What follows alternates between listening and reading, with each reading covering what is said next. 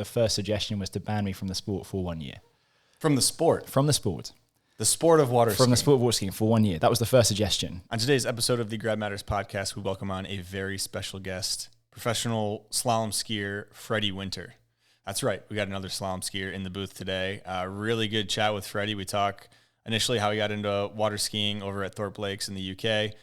We also talk about the Masters and how he was banned from the Masters competition for a year and kind of the whole story behind that situation. We also get into the Waterski Broadcasting Company and the Waterski Pro Tour and kind of how his involvement has helped to create a more standardized, competitive scene in water skiing. We also talk the best possible run someone could have on a water ski. How many buoys would that look like at what line length? We also talk about some of the main differences between the three main ski boats, Nautique, Malibu, and Mastercraft, and what kind of a professional skier would look for, and then also just a recreational skier, what they would look for in a ski boat. We also get into a bunch of great stories that Freddie has had over the years of being a professional water skier. I just want to say thank you to all the Patreon subscribers. Your guys' support really helps keep this podcast going. It means a lot, so thank you to everyone who's on the Patreon. If you guys are interested in supporting the podcast, joining the Patreon is a great way to do that, as well as supporting the brands that support this podcast. And now for a quick word from the WSIA. We all share a love of water sports, so this year, why not spread the shred during Pass the Handle Week? Starting on Monday, July 15th, this global industry effort focuses on getting someone new out to experience the thrill of getting up on the water. During this week-long event, there will be locations nationwide that offer free rides to first-timers. All athletes, influencers, and fans of the sport are encouraged to use your channels to spread the stoke. Get ready for the week of July 15th to the 21st, and check out passthehandle.com for much more information. Without further ado, let's get into this episode with Freddie Winter. I approve waterboarding. They're talking about wakeboarding. The thing about wakeboarding, every trick is an invert. Backside. One air railing. A new dimension. All right, well, we're back. Another episode of the Grad Matters podcast. Today we welcome on a very special guest, Freddie Winter. How's it going? It's going great. Very happy to be here. I'm, following hot on the heels of Joel Poland. So I'm, water skier number 2. water skier number 2. Well, I get told very frequently that I'm everyone's second favorite water skier after Joel. So it feels appropriate. That's, you know what? That's not a bad silver medal to have. Yeah. I mean, but it's also a little bit rude that someone comes up to you and goes, hey, I like you less than this other guy. That's extremely rude. But, it's fine. It's fine. Yeah. Joel's a pretty cool guy. So Maybe Joel will have a fall from grace. Who knows? We'll see what happens. he can't keep it up. He can't keep this Golden up. boy, This man. is ridiculous. His run is, he's got a couple more years, but then when I'm like 45, I'll be number 1 again or something. There we go. Okay. I'd like to see that. So I usually start off with a couple early questions, and I did this with Joel because he trick skis and you just slalom, right? For the most part. Yeah. I mean, I'm spectacularly bad at trick skiing. I can do it. And I do once in a while, but no, I mean, in terms of something that I could ever make any money from or show off that people might want to actually see, then slalom skiing's it. Okay. So I guess wake pants, yes or no? You can answer that one. So wake pants they're the things that people wear over their shorts or whatever, or like if you're wearing a full size like a full wetsuit, yeah, people wear pants over the bottom half and then like a jacket on top, so it doesn't look like you're wearing a wetsuit. Yeah, I don't know about that. I mean, look, I think that in water skiing, like people wear obviously wetsuits when it's a bit colder, and you'll see people like wear shorts over the wetsuit, and I'm just like, what are you? See, yeah, that's not a look. That's not a good look. What are you hiding? Like You're only hiding half of it. It's just weird. Yeah. So, although I saw a guy on your channel, I think on Instagram the other day, he's got like he's wearing like the trousers, or sorry, pants and the top. Yeah, the mat. Yeah. In like red and blue and purple, and I mean, he's going for it. Committed. Yeah. Yeah, you can respect the commitment. That guy's name is Tobias. Yeah, and he wears that kit every single time. Every single time. Every single time. So he's got a lot of credit at that store that he buys it all from. Hopefully that he's getting it for free, and maybe the sponsorship will come at some point, but I think it was Adidas, so it's looking quite grim in the water sports scene, but who knows? It would be sick. You never know. So, iffy on the wake pants. Not in, not out, could you say? Or out? I'm going to say no. Okay. I think Joel said no too, but that's fair. Understandable. We've got to be definitive here, right? We can't there's got to be like a yes or no. We're binary. Correct. Yeah. Yes. We're water skiers here. We're binary. Yes or no. Make a decision. Favorite grab. Favorite grab. Thomas Herman was doing fashion airs the other day, right? So that's not a grab. That's not. He grabs his head, but it's true. So I'm not allowed to say that, but like, we talked before, I have a background at the boarding school. I was there for a long time, and I always thought like Method Monday, which was like a 5 or 6 year ago thing, was kind of cool. Like, so I remember like, who would do that? Like Jake Pilotte, Method Monday. So I guess Method. That's a great answer too. You know, for someone who, you know, isn't keen on grabbing all that often, that's a good answer. I don't grab. So famously. I was going to actually ask you, if you didn't have an answer, I was going to say, what's your favorite way to grab your ski to carry it to the dock? I'm going to betray water skiers as complete nerds here. And I'm really like, I hate to do this because I grab my ski not from the bottom because I don't want to like get like muck from my hands on it, because then it's like going to interact with the water weird. Oh, we're going in deep. Yeah, no, this is, I mean, I'll throughout this, I'll probably, like I say, embarrass myself a little bit, but I'll tell you honestly, no, I hold like the boot of it so that like the sun cream that's on my hands doesn't like make the bottom it slippy, you know? Yeah. Which again, probably a lot of that sort of stuff is overkill, but it's like, it's a mental game too, sometimes. If it's a 1%, then I'm going to take it. Okay. So you're carrying just by holding the boot itself? Yeah. So like you've got that little clip, which the boot goes into, and I'm sort of holding it by that, and I'll kind of tuck it under the old arm and, yeah, I'm a bit embarrassed to tell you that, but yeah, it's a weird life being a water skier. You know, you're trying to get the little bits, you know, a little edge everywhere you can get it. Well, that's all that matters, is like getting more buoys and getting a shorter rope. That's right. So, and we'll get in, I want to dive into that because I have a very interesting question on, you know, what's possible on a water ski that I want to pick your brain on. But yeah, I was wondering if you do that, or you do the over the shoulder move like the snow skis. Does anyone do that? Is that a thing? That's like a power move, I feel like. I was gonna say, I feel like walking up to the dock because you could knock somebody out in the head. And I feel like Joel would do that. Yeah, Joel does a lot. We're going to talk about Joel, I guess, a little bit. But Joel does a lot of cool things that like people don't normally do. Like he'll do like a dock start. Like he'll jump off the dock, you know, with where everyone else would get in the water. Is that not a thing people do usually? No one would do it. No, because if you fall, you're out. Like you're done. So Joel did it at the World Championships, last off the dock.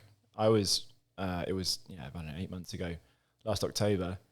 I was in the lead. The only thing standing between me and the World Championship was Joel, and he went out and he did a very nonchalant dock start, and we're just like, oh my God, like he doesn't care. See, that's the ins and outs. I had no idea that I mean, I guess it makes sense if you fall, you're out because your run's over, but yeah. I mean, no, as soon as you let go of the handle. So, but you know, he's also the most athletic person there is, so you know, it makes sense, but like, yeah, he'd like, but that's Joel would be that guy. Yeah, shows up to the dock with it over his shoulder, then jumps off, jumps down. Yeah, I probably wouldn't do that. I don't know. No, I don't know. No, I'm holding it in my nerdy way. Oh, I love it. So I think I got a lot that I want to talk with you about.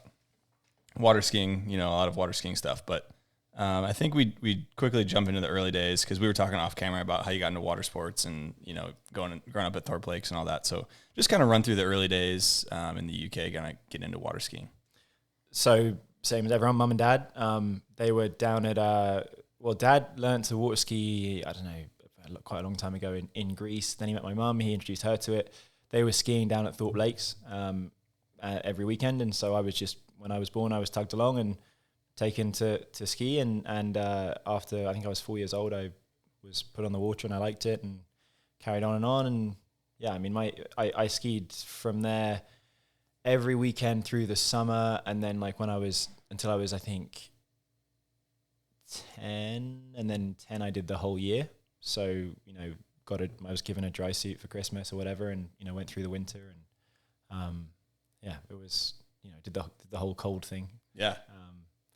Yeah, so that was kind of it. Like, you know, very typical story. I mean, just kind of, let's say, fell in love with it. Everyone, you know, that was down there water skiing, everyone was kind of doing the same thing, and it was just, I was part of the crowd, and it was really fun, really, really fun. Yeah, good time growing up, I thought. A lot of time on the water as a kid, get into water skiing. So I guess we can kind of fast forward through that whole point because you said it was pretty typical. Just sounds like with your family, get on the water, slaloming. Was it slaloming that immediately stuck out to you as like, okay, this is the one that I'm most attracted to?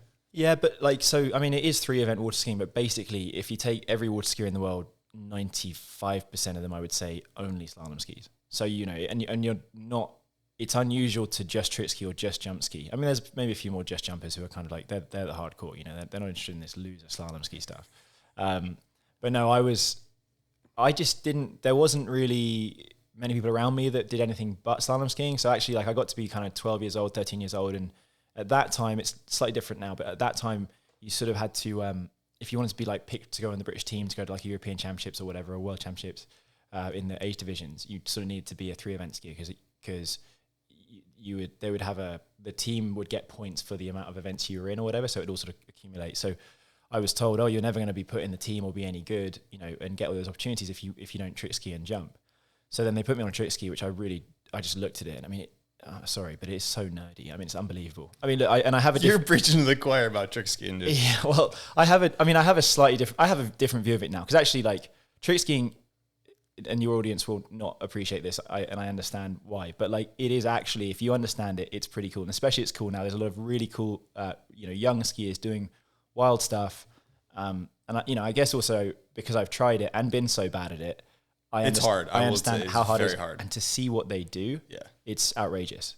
Yeah, and all these new tricks being created and stuff. So, but no, I mean, I didn't have any, like, I wasn't looking on social media and seeing all this insane stuff, because it just wasn't there. Like, you might see a picture in a magazine, but that's not very inspiring. Yeah. There wasn't like, what we have now with the webcast. I couldn't really see tricks. So I wasn't motivated, and I could have been, frankly, if I could have been as motivated as possible, but I would have still been awful, because I in the end I started trying and I was no good. So, I was sort of, I always say that the only thing I was ever good at on the water was, I mean, really in life was slalom water skiing. And fortunately that sort of allowed me to have the life that I have, which I'm very grateful for. But no, I mean, if slalom water skiing hadn't been invented, I would be in trouble and I wouldn't be in this industry.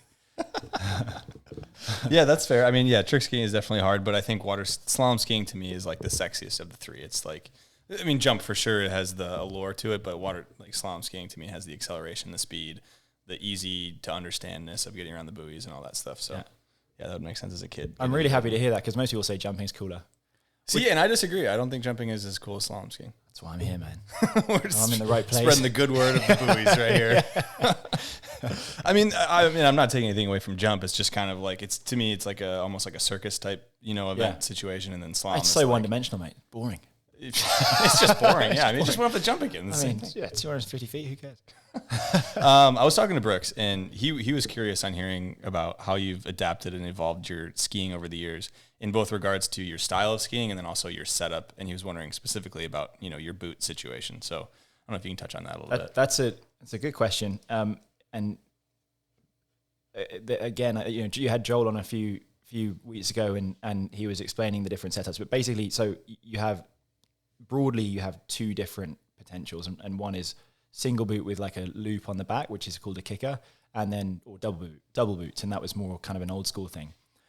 I started off with a single boot with a kicker, and then I moved to double boots, like aggressive double, ski boot style thing on a plate with Velcro underneath, and the whole thing came off together. I moved to that when I was like 22, having not been that good. Like, I was kind of, let's say when I was coming out, like, I never made a junior masters, not even close. Like, I never got really close to being, and even in the finals at I went to one age category, or two, I guess, World Championships, and I was never really anywhere close, and there was a lot of people much better than me. But when I was 22, I moved to this sort of aggressive double power shell binding, they call it. And from there, I really, kicked on, and I started, getting some scores that put me where I could go and compete. And then I went to, the World Championships as a 23-year-old, and it was pretty cool. Like, no one had ever heard of me. No one thought I was going to do anything good.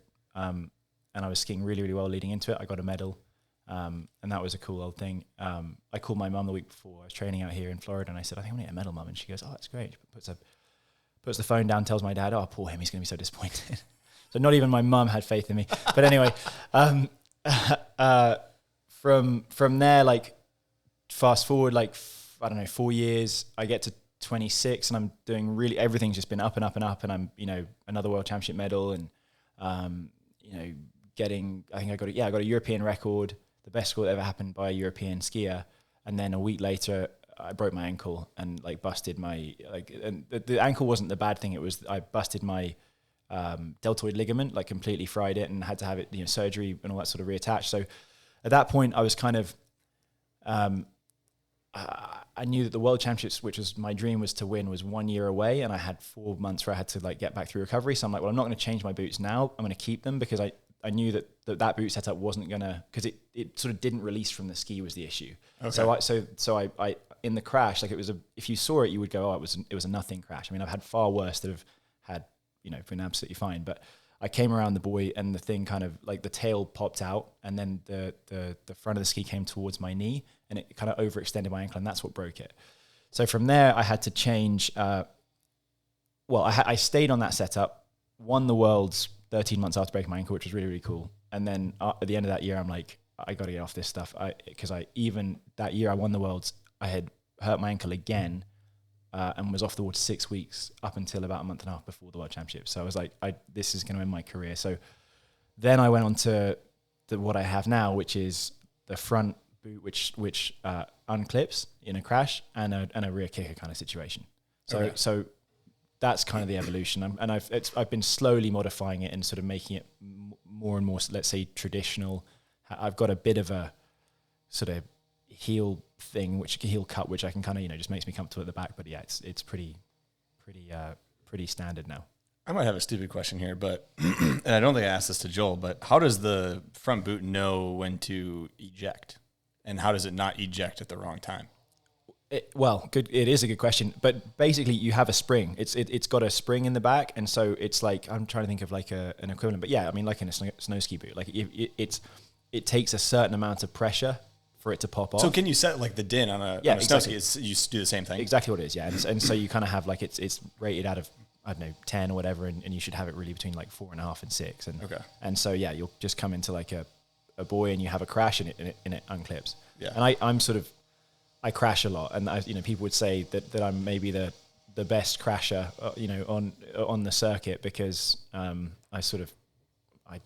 always go for it, and probably stupidly, but I'll always sort of throw my body out there to try and get the next buoy, and it's gotten me some wins. So that's been pretty gratifying. But yeah, like I need something that's going to release, because I don't have.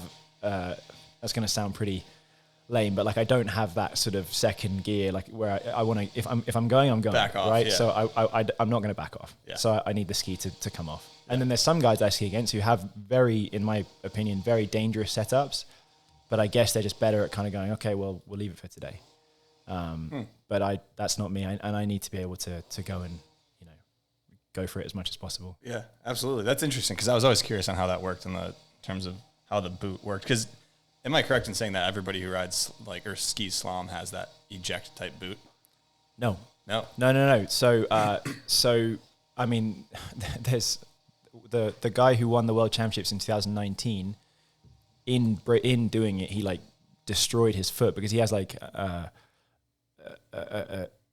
don't even know what it is. I mean, I don't know where he got it from. Like it looks like a Transformer boot. Like it looks like Optimus Prime's leg, and it's like bolted to the ski with 90-degree things. There's nothing releasing on it at all.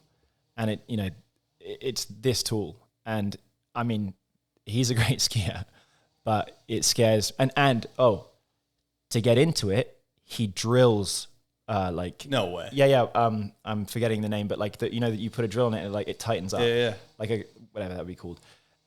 And so he falls, and like his dad or his girlfriend or whatever runs down the lake, and he like swims in, and then he cannot get out of it without a drill. I'm kind of surprised that's allowed in water skiing. That seems to me like that would be against some form of rule and regulation. Page 36, 1A, section 4.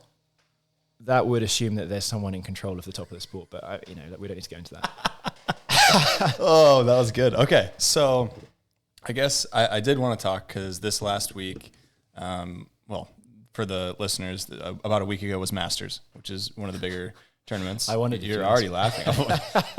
You should have known that I was going to ask. So, I mean, I guess how we can start is the Masters is regarded as one of the most prestigious events. You said the word. Or you've fallen for the marketing already. Well, but I kind of contest that a little bit, because at least on the wakeboarding side. So I actually tuned in accidentally and saw you skiing, and I saw you fall. And because I was trying to watch. It was a good crash. It was a good crash. It was actually, you committed. Yeah, I did. Which was great. But I didn't really notice the conditions as much on the slalom side of things, because I don't really know what to look for. But on the wakeboard side of things, it's pretty rolly. It's not ideal. Oh yeah. We've got the top athletes who are usually doing doubles, 10s, mob 5s, even mob 7s sometimes. Just doing a roll the revert, which is a very basic maneuver in their pass, and won. So Massey this year won with a roll the revert in his run, which is, if you're thinking prestigious, event location, you think the conditions would be matching, that type of riding level, and it definitely wasn't. And then also the live stream, I think, left a lot to be desired in the format as well. And I'm not dogging on the Masters, a ton. I'm just making comments on what I saw. If you did, you'd be offending me. I think that I wouldn't. So I have a question to start off the Masters talk. What's more fun, skiing in the Masters or drinking 15 beers? Depends if you win. I mean, I've gone to the Masters, I think 9 or 10 times, and basically I would say that 2 of them have been fun because I won, and I didn't know you won twice. Okay. Yeah, I won it in 19 and 21, either side of the COVID thing. So, and that was like, in a lot of ways, that was the 3rd and 4th or 4th and 5th best day of my career, and in a lot of ways, life, right? So that was super cool, and I will never forget that. But I mean, I don't know. We're being filmed. I'm speaking to microphone, so I definitely know that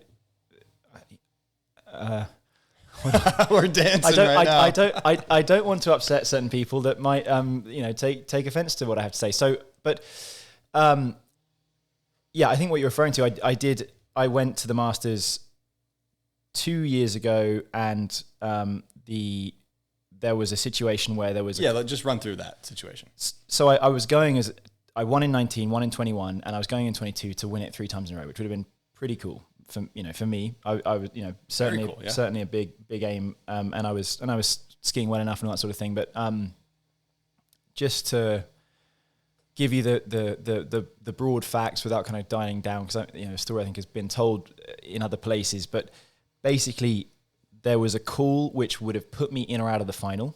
And as you understand, I mean, there's not much subjectivity in water skiing. There is a rule book, and the cameraman didn't follow me.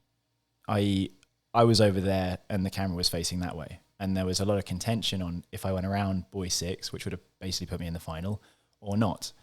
And I knew I went around it, and the boat judge said I went around it, and I wasn't very worried. And then the judges, in their wisdom, decided I didn't go around it, but they didn't have video evidence for it. So I'll just say that I was, without swearing, without calling any names, I was fairly honest about what I thought of the decision. I still, my personal belief was that it was a very, very poor decision, something that you wouldn't see in other sports.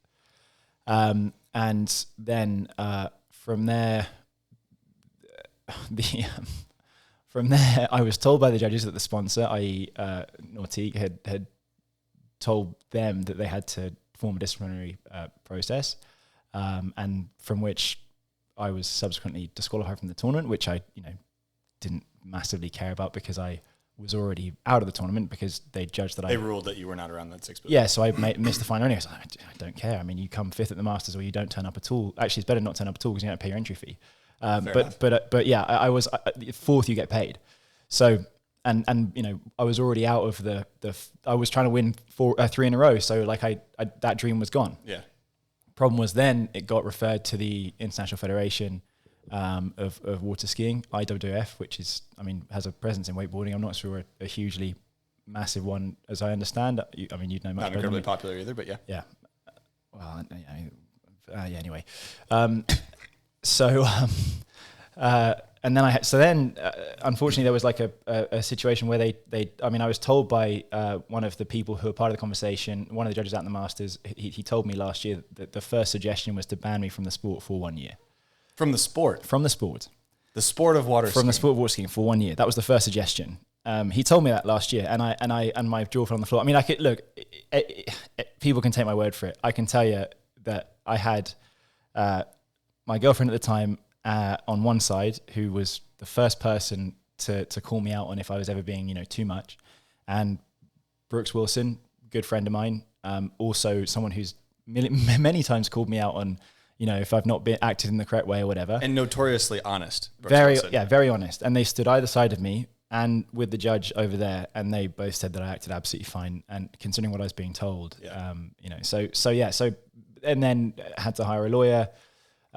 Because no, but seriously, dude, it was insane. I had to hire a lawyer, and then basically went back and forth from and you know, I heard from there was all this sort of like, well, we got to build a case against Freddie, and it was just it went on, and then to cut along, and it was very, very stressful. This is my living, this is my life, and after that would have, so that the offence, as it was called, was the 28th of May, and I think it didn't get sewn up and like put finalized until late October of that year, 2022. And I'm skiing in tournaments every weekend and having to do paperwork and talk to the lawyer and make sure that I'm not going to be in trouble that week. And then they kind of came back, the federation came back and told me I had to do X, Y, and Z, but that there was like, they shouldn't, that's not within their realms of what they're allowed to tell me to do. So it's like, go back. And it was a whole thing. I hope I haven't said too much, but yeah, it was horrible. I mean, really horrible, because I felt like I really felt, and my lawyer said that I was sort of being picked on, because there was this sort of strange appetite to take me out or to get me in trouble. So yeah, but anyway, the cool thing was I had a pretty good season. I won a bunch of tournaments, or I won 2 or 3, and I was on the podium pretty much every week. And so that was kind of like, yeah, all right, you can try and take me out from over there, but here I am at all these tournaments having a good time. And I mean, to sew that up, what I was really happy about was that at the end of the day, after all was finished, the International Federation then put on a World Championships a year and a half later, and they did it for me to win it. So that was really nice of them. We love that. Yeah, I guess so. For the layman's here, what happened was you didn't make it around the 6th buoy, or you did make it around the 6th buoy. They said you didn't. Yeah. You talked to them and said, "Hey, I think I did make it around the 6th buoy." They said, "Yeah." So didn't. There's a facility where you can give $250 for a video review, right? So I gave my money, which I had ready, and wait a minute, it costs money to get the video review? Yeah, and I think that's fair, to be honest with you. I think it's fair to, you've got to have some collateral, something on the line, so that everyone doesn't do it. Otherwise, everyone would do it. Do you get the money back if you're right? Yes, exactly. So it's like a challenge. Like, okay, I agree with that. That's fine. Yeah, so I think that's okay. I don't mind that at all. Yeah, that's fine. But, so yeah, I gave the money, and then but there was no video. So I'm asking for a video review. There's no video. All the video failed. And so they were like, well, those guys over there called this, because the judges. So okay, there's 3 judges that call if you went around the buoys or not, right? So you have the guy in the boat who's obviously as long as the line is away, and then you have 2 guys like in the tower, pretty far away, very far away, especially at the Masters, and they called 5. So it was either 6, which would have been the full pass, or 5, but they called 5 with a video review. So they asked for a video review, which wasn't possible to happen. So then at the end of it, they go, well, we don't have a video. They called 5. There's no video review, so we'll give you 5. So it just... So they default to no. Yeah, whereas and again, not to get too technical, but the rule book says that failure of tournament equipment, i.e. if a boat breaks, if a rope, which is supplied by a tournament, if that breaks, then the skier gets to go again. Well, the video is tournament, you would assume tournament equipment. Yeah, fall into that jurisdiction. I didn't get to go again. But also, by the time this all happened, it was 20 minutes afterwards, and the course had already been pulled out for the wakeboard. So anyway, I mean, it is what it is. It was very upsetting and very, I would say, unfair. But at the same time, we are where we are, and everything worked out. Yeah, after a long time of stress, and I'm sure. I mean, yeah, it's just unfortunate that that's how that had to kind of go down, because objectively, from a third-person perspective, it's just like, you either get, if that's how things go, it seems like it should already be written in the rules of what happens next. If the video fails and we're in between these things, then an immediate rerun is already instituted and he's going. You'd think so, but I mean, the rule book of skiing is already pretty long, and I think that you just hope things don't go wrong. Yeah. And I've never run a tournament or at a high level. I mean, I've helped run tournaments, in the past to some degree, but like things go wrong, and that's unfortunate. But I don't know. I mean, I've been told by a lot of people that it was the worst decision they've ever seen. Yeah. In water skiing, and that and I sucks to be on the receiving end of that. Yeah, and that's I mean, So how'd this year go? Because you went back this year. Back, so sorry. I was banned for 2022. That was the only ban I got from. That's a from pretty sick claim. I'm not gonna lie. I'd throw that in the Instagram bio. That's right on top. Well, and from Masters. Well, I think it's only been me and Parks that have been banned. You're in great company. Yeah, I know. Both Mastercraft guys. I thought it was. I wasn't super upset that he was my fellow banned guy. I mean, I didn't want to be banned, but if I had to be, then and he was the only other guy. I think I don't think anyone else has been.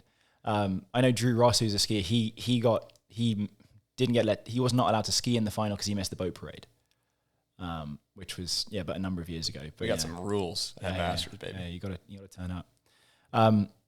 But anyway, so I went this year and. Another contentious call went against me. So oh really? Yeah, because I wasn't following as closely this year. I wasn't sure what to look for. You know what, mate? I'll only get in trouble if I talk about it. So it's better. It didn't go well. Didn't go well this year. It didn't. No, I should have skied. I should have skied better. I should have made it to where there was no doubt. But I think that there was. If you read the Ball of Spray Waterski online forum, you'd get some pretty strong opinions one way. Okay, fair enough. And I'll maybe link a forum article so people, if want to read that, they can read below.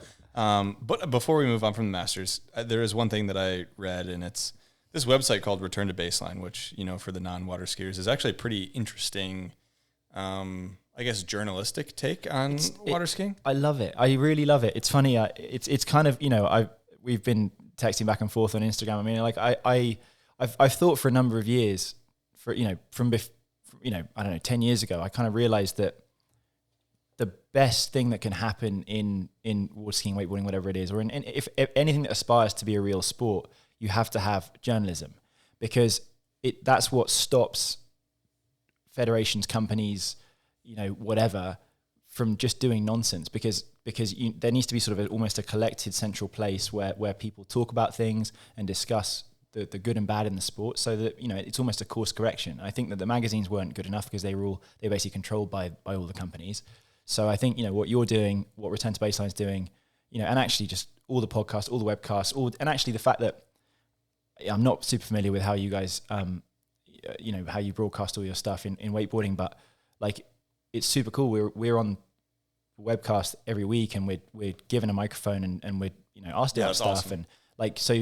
And most sports people's Instagrams are pretty sanitized and boring, but you do have the odd that's going to be a bit more out there, and I think it's all good. So I mean, Return to Baseline, different vibe to what you're doing, but I love it. I think it's fantastic. I mean, he's coming up with all these stats.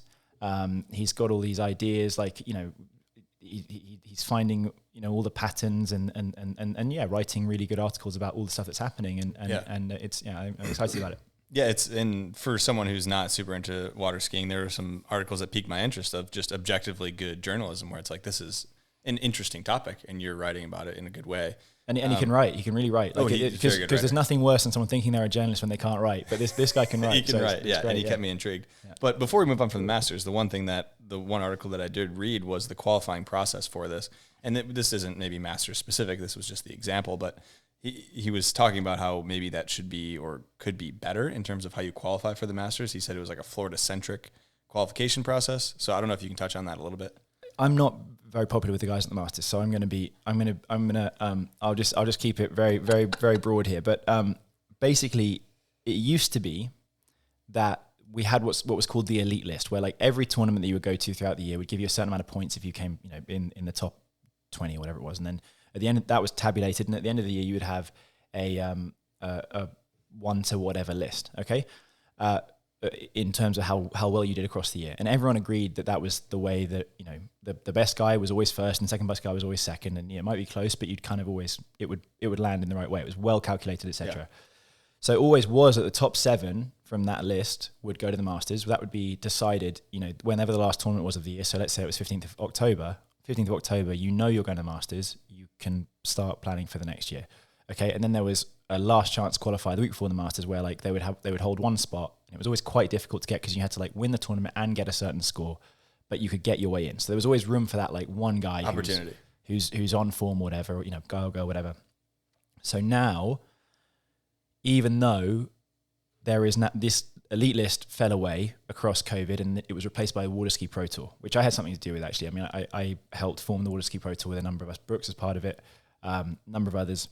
And that was, so the Waterski Pro Tour, which I don't know if you've seen any of that stuff, is like, it's exactly that. It's a list, but it's instead of being on some terrible website that no one really knew what it was, it's very public, that you see at the end of all the webcasts. We had a tournament yesterday up in Tallahassee, and you see that list just changes week to week.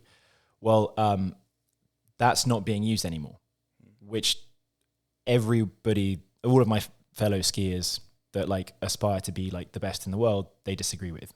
They don't say it necessarily publicly, but like, I had, one female skier who I won't name, she was like, yeah, she'd already qualified, because there are a number of tournaments that, like, if you win, there's like 4 tournaments in the year that if you win them, you get automatically qualified to go to the Masters, which is kind of fair. Like, that's good, and that's cool too. But they're Nautique affiliated, so you go to Yeah. you go to there's a tournament in Spain, there's one in California, there's the World Championships, and then there's Moomba. So if you win one of those, then you get to qualify. Yeah. And she was qualified, and she goes, you know what? The website wasn't really working. I couldn't get my money sent. She's like, I nearly thought I just won't even go.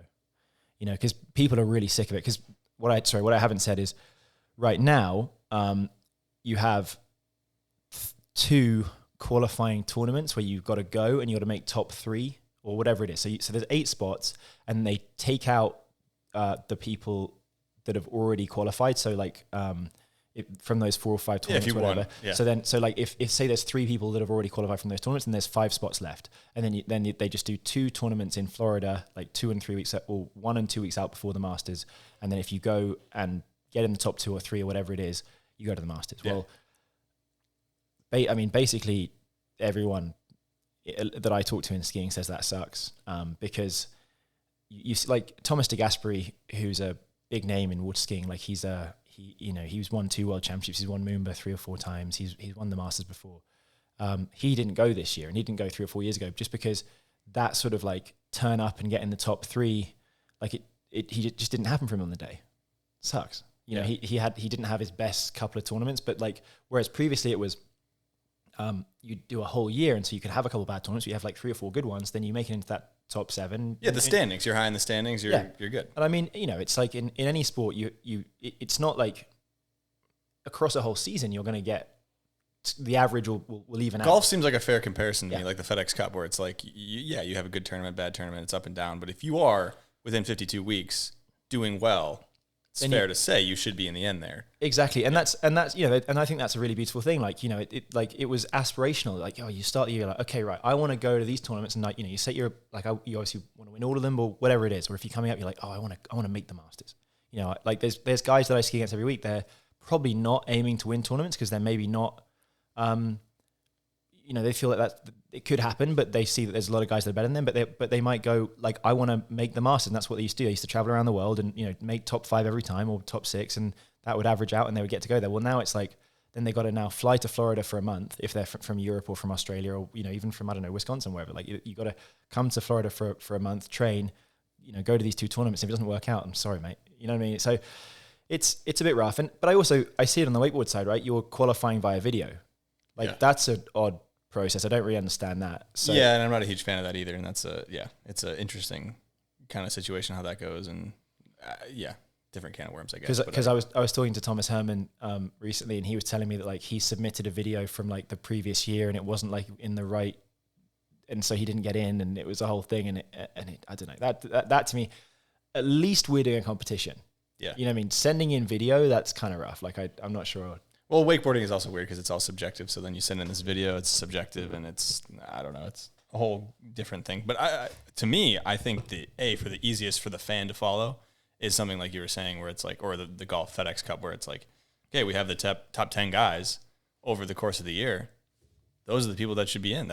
Well, and that's what I would say that, the water ski public would say is like, well, it would be cool if like, it's right there. There's a list for, which goes 1 down to 25 of the best skiers in the world. Like just use that. But that's not the way they're going. I wish they would. I don't think they will. But I think that, generally all the skiers would be happier because it just makes sense. And, they're not going to have to sort of struggle at the start of, have like this crazy May. I was talking to a guy 2 days ago who actually qualified for the Masters, And he's like, man, my body's just so burnt out because I got to go crazy in May, even to make the Masters. You get to the Masters, you're exhausted. Yeah. You know? So, yeah, it's not maybe, I think you probably have a lot of skiers that would be a lot happier. And I think that, I don't know if it'll come to a point where there'll be like it's tricky because people want it different, but like, do they want it different so much they're going to put their hand up and go, hey, I'm not going to come if you don't do it this way. Yeah. And I think, probably not. I don't think it's going to happen. Yeah. But I wonder if they'll change it. Yeah, It'll be interesting. it's curious because there are a lot of tournaments in skiing, correct? Because you said you're getting on a plane, you're going to go have 5 in the next 6 weeks. This year I'll do, well, if I don't get injured, I'll do 15. Yeah. Yeah. And starting in March with Moomba, which I'm sure you're very familiar with, and then through the S, and then we go to Africa in 2 weeks' time. We go to Morocco, and then come right back, and then there's 4 tournaments in Europe, and then a little bit of a break. Then California. There's often one in Seattle. It's not happening this year, but hopefully next year. Then come back over here and do all that stuff. So it's a great tour. Yeah. It's a phenomenal tour. It's the best time ever in the history of maybe water skiing. I mean, or at least in the last 30 years to be a water skier. I mean, you have opportunity to go compete. You can do it in front of a webcast. It's just incredible. It's so motivating. There's the standard of competition has never been higher. We've got actually a growing sort of fan base. People actually like really live their life and plan their weekends around watching our tournaments. So that's very, very cool. But yeah, I mean, it's, that the Masters thing is the qualification is a strange one. And I would rather, I think that it would be different, but I'm not sure it will. Yeah. Well, I think that's a good, I think we touched on that pretty good, and that's, it was just interesting. I was very curious to hear about all that stuff. So you did talk about the Waterski Pro Tour. Mm-hmm. So maybe briefly explain, because you said, 15 events? It was something like that? Yeah. So is that all the same, I don't want to use the word governing body, but is it under the same umbrella of, if I want to tune into a water ski tournament, a pro water ski tournament, is that, it's all the same? Like, so, okay, every water ski event is under IWF. Sure. Okay, so that's the sanctioning body. Okay, and then you have I'm going to 15 tournaments this year. At the end of the year, I've been to 15. And then you have different organizers. And now, so the Waterski Pro Tour is not all of those tournaments, because basically the Nautique events are not part. So Masters, I had to sort of explain what Waterski Pro Tour is. Waterski Pro Tour was something that a number of us got together and sort of decided, look, this is not being organized as well as it could be. There's no overall brand around all these tournaments. There's just that's what I'm asking. There's just at that time there was 10 events or whatever, and there's nothing that links them. Okay, there is that sort of elite list kind of ranking system, but it wasn't publicized. It wasn't being marketed, and there was no so the kind of joke we always had was if someone came in with $500,000, and said, I want to put this into pro water skiing, there would be 20 people going, we want it, but there would be no central place to go, right, we'll take it, and then we can just divide it. There's already this sort of umbrella. I mean, the idea behind Waterski Pro Tour initially was let's do a Formula One sort of situation where there's, everything's linked together. Now, that worked, and that's, very exciting, and it is something new, but unfortunately there's every event, every professional water ski event is invited to be part of the Waterski Pro Tour, and then invariably nearly all of them say yes, but the Masters don't want to be part of it. There's a couple of those that don't want to be part of it. They're usually the Nautique based tournaments. It's unfortunate because you want to have unity. Yeah. Unity is very powerful, and sort of fragmentation doesn't really work. We're seeing this in cable wakeboarding, which I'll touch on after, but continue. It's very so cool to hear. So unfortunately the situation is now you have I think this year the Waterski Pro Tour has 12 events, and then there's 3 events that are not part of the tour, and they're Moomba, Masters, and then there's one in Europe. So that's a real shame, and because the Waterski Pro Tour it's just meant to help and build and complement what's already happening. There's no sort of there's no cost to be in it. I mean, hopefully you get benefit from it. But yeah, you talked about when you tune in, so that's separate also. So then there's TWBC, which is the really, I mean, there's no negative word I could say about it. It's the greatest thing in the whole of water skiing. Yeah, it's awesome. Unbelievable. So they are then contacted. So TWBC is the primary broadcasting company in water skiing. Everyone in water skiing just adores them, quite rightly. And each tournament organizer wants to have a webcast because they're putting their tournament on. They want to show it to the world. And if they, TWBC is a bit more expensive than if they were to put a camera together rigged by themselves and sort of have, someone going around and broadcasting from an iPhone or whatever. But often they'll, I think of the, if we have 15 events this year, I think probably TWBC is doing 9 or 10 of them. Okay. But like a big chunk of them. Yeah. And I mean, it's, and a lot of times for the water ski fan, it's like, oh, it's TWBC event.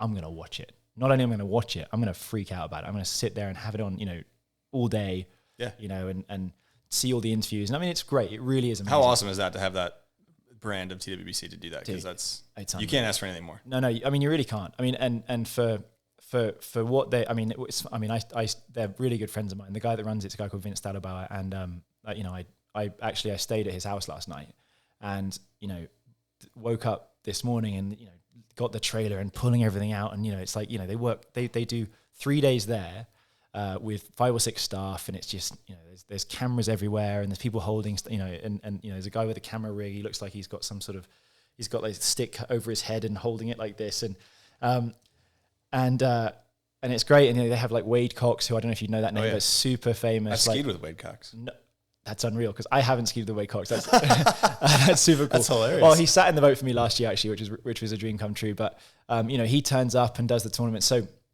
but yeah, like they do. But then there's like they have this trailer, and so this morning they're like they're spending 5 hours, 6 hours just cleaning all the stuff, putting it away. I mean, it's incredible, and that's probably the most exciting thing, and the biggest change I've seen in pro skiing since I've been involved in it is that we had webcasts before, and they were good. I mean, and certainly for the time they were very, very good. But where we are now, I mean, we're basically Formula One level on I can't even imagine, like 100th of the budget. I mean, or less. And they're all film school grads. The guys that do it. Vince is an incredibly smart, very driven guy. He is a very good friend of mine. So I'll brag about him. But it's incredible what he does, and his drive to make it. To be so interesting to the public and to all the stuff he does through the winter. I mean, he's the most important person in water skiing, hands down, in my opinion. I mean, and I'm not sure there's much argument about that. Yeah, because I've watched TWBC broadcasts here and there, and I've always thought like without a really professional broadcast, like you're saying, water sports is competing against other forms of entertainment because it's in your pocket, it's on your phone, it's on your computer. If you're not matching a certain level of quality, no one's going to pay attention. So you have to have the minimum. And I think TWBC probably far surpasses the minimum that's required, but that's good. That's really good. Yeah. I mean, that's why I say with them, we have a chance. Without them, if Vince decided to pack up and go and, I don't know, broadcast motocross, like it's not back to square one, it's back to square minus 1,000 because people have already seen it.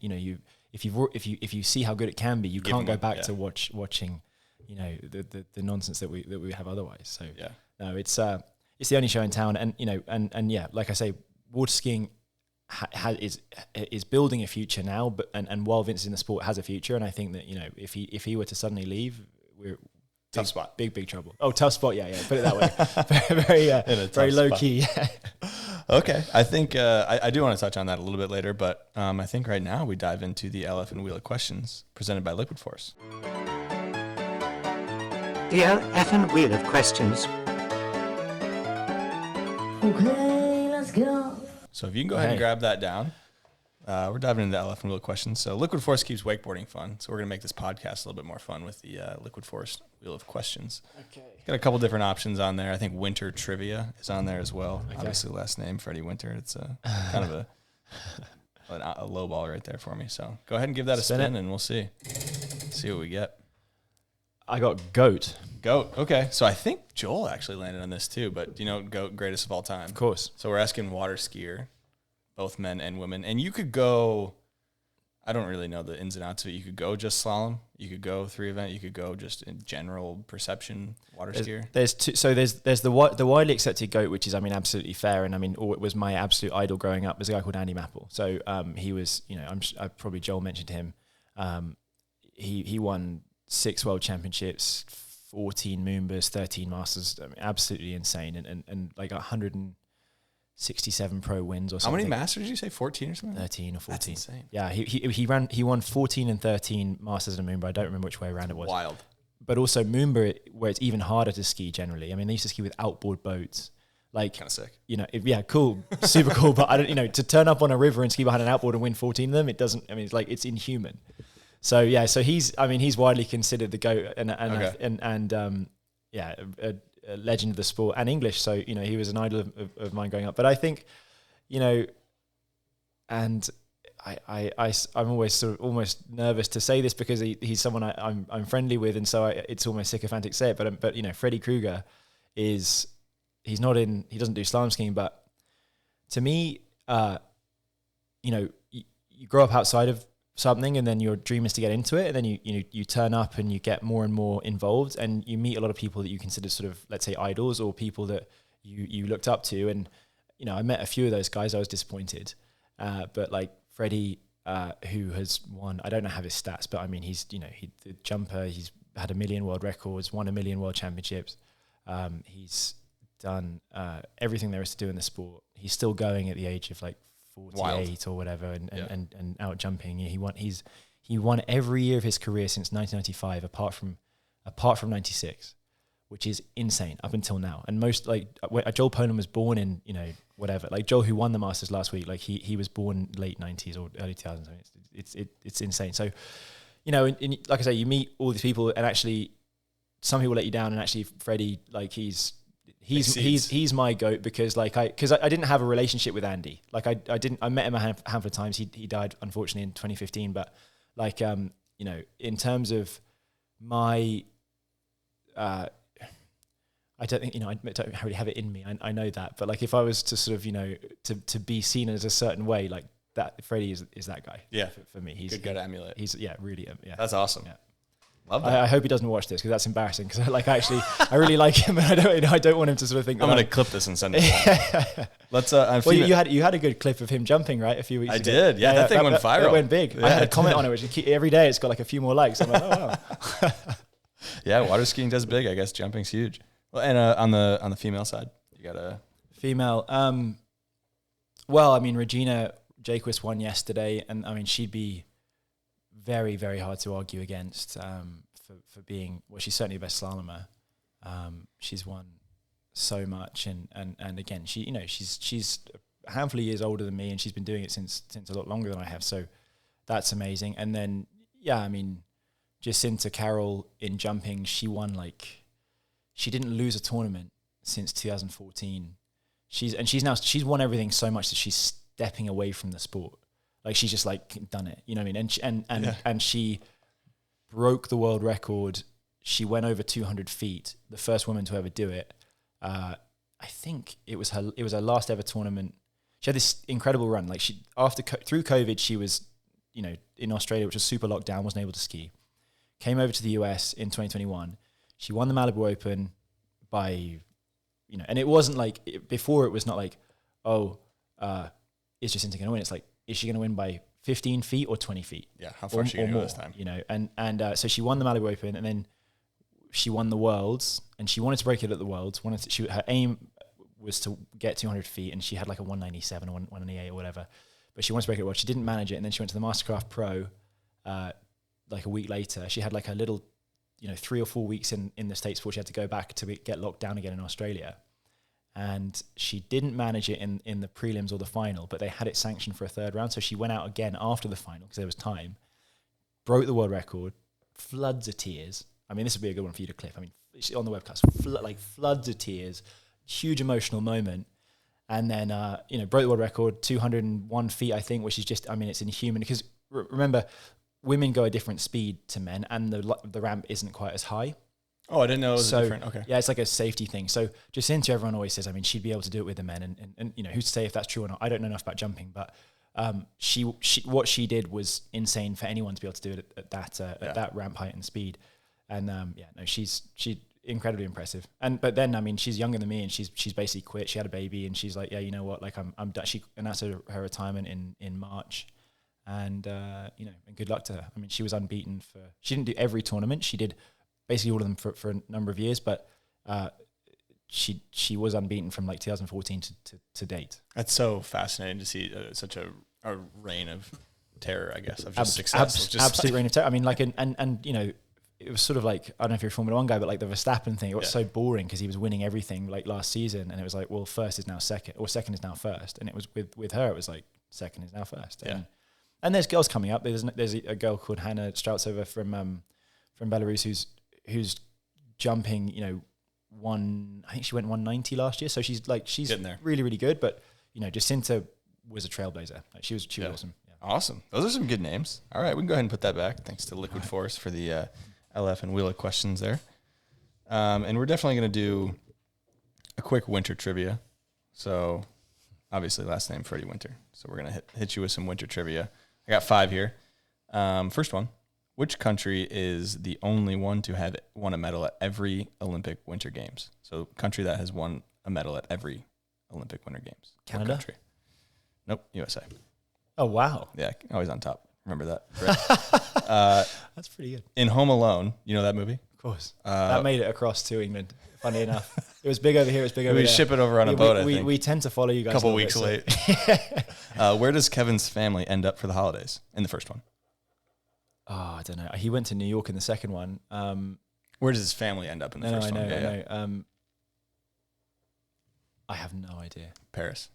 France. Oh, they went to Paris. Yeah, because they were speaking French and they couldn't understand. So. Right. Yeah. Okay. Which Those are good questions. Which NHL team has the most Stanley Cups? If you don't know hockey very well, you probably wouldn't get The this Leafs. One. Nope. That's a good guess. It's the Montreal Canadiens. I think Leafs might be Montreal two. Canadiens. Yeah, maybe Bruins are up there. I didn't know that was. I have a friend who's an Oilers fan. Oh, poor guy. No, didn't they make the final or something? Oh, they're in it right now, actually. Yeah. Yeah. Okay. So maybe, I guess by the time this comes out, the Stanley Cup final will be done. So congrats on the Edmonton Oilers for winning the Stanley Cup. Oilies. Yeah. Stanley's Cup. Where does fondue originate from? Switzerland. There you go. Yeah, it does. Well, because I stayed at a Swiss family's house last night. So the Stadelbauers, right? Stadelbauers. Yeah, Swiss. Yeah.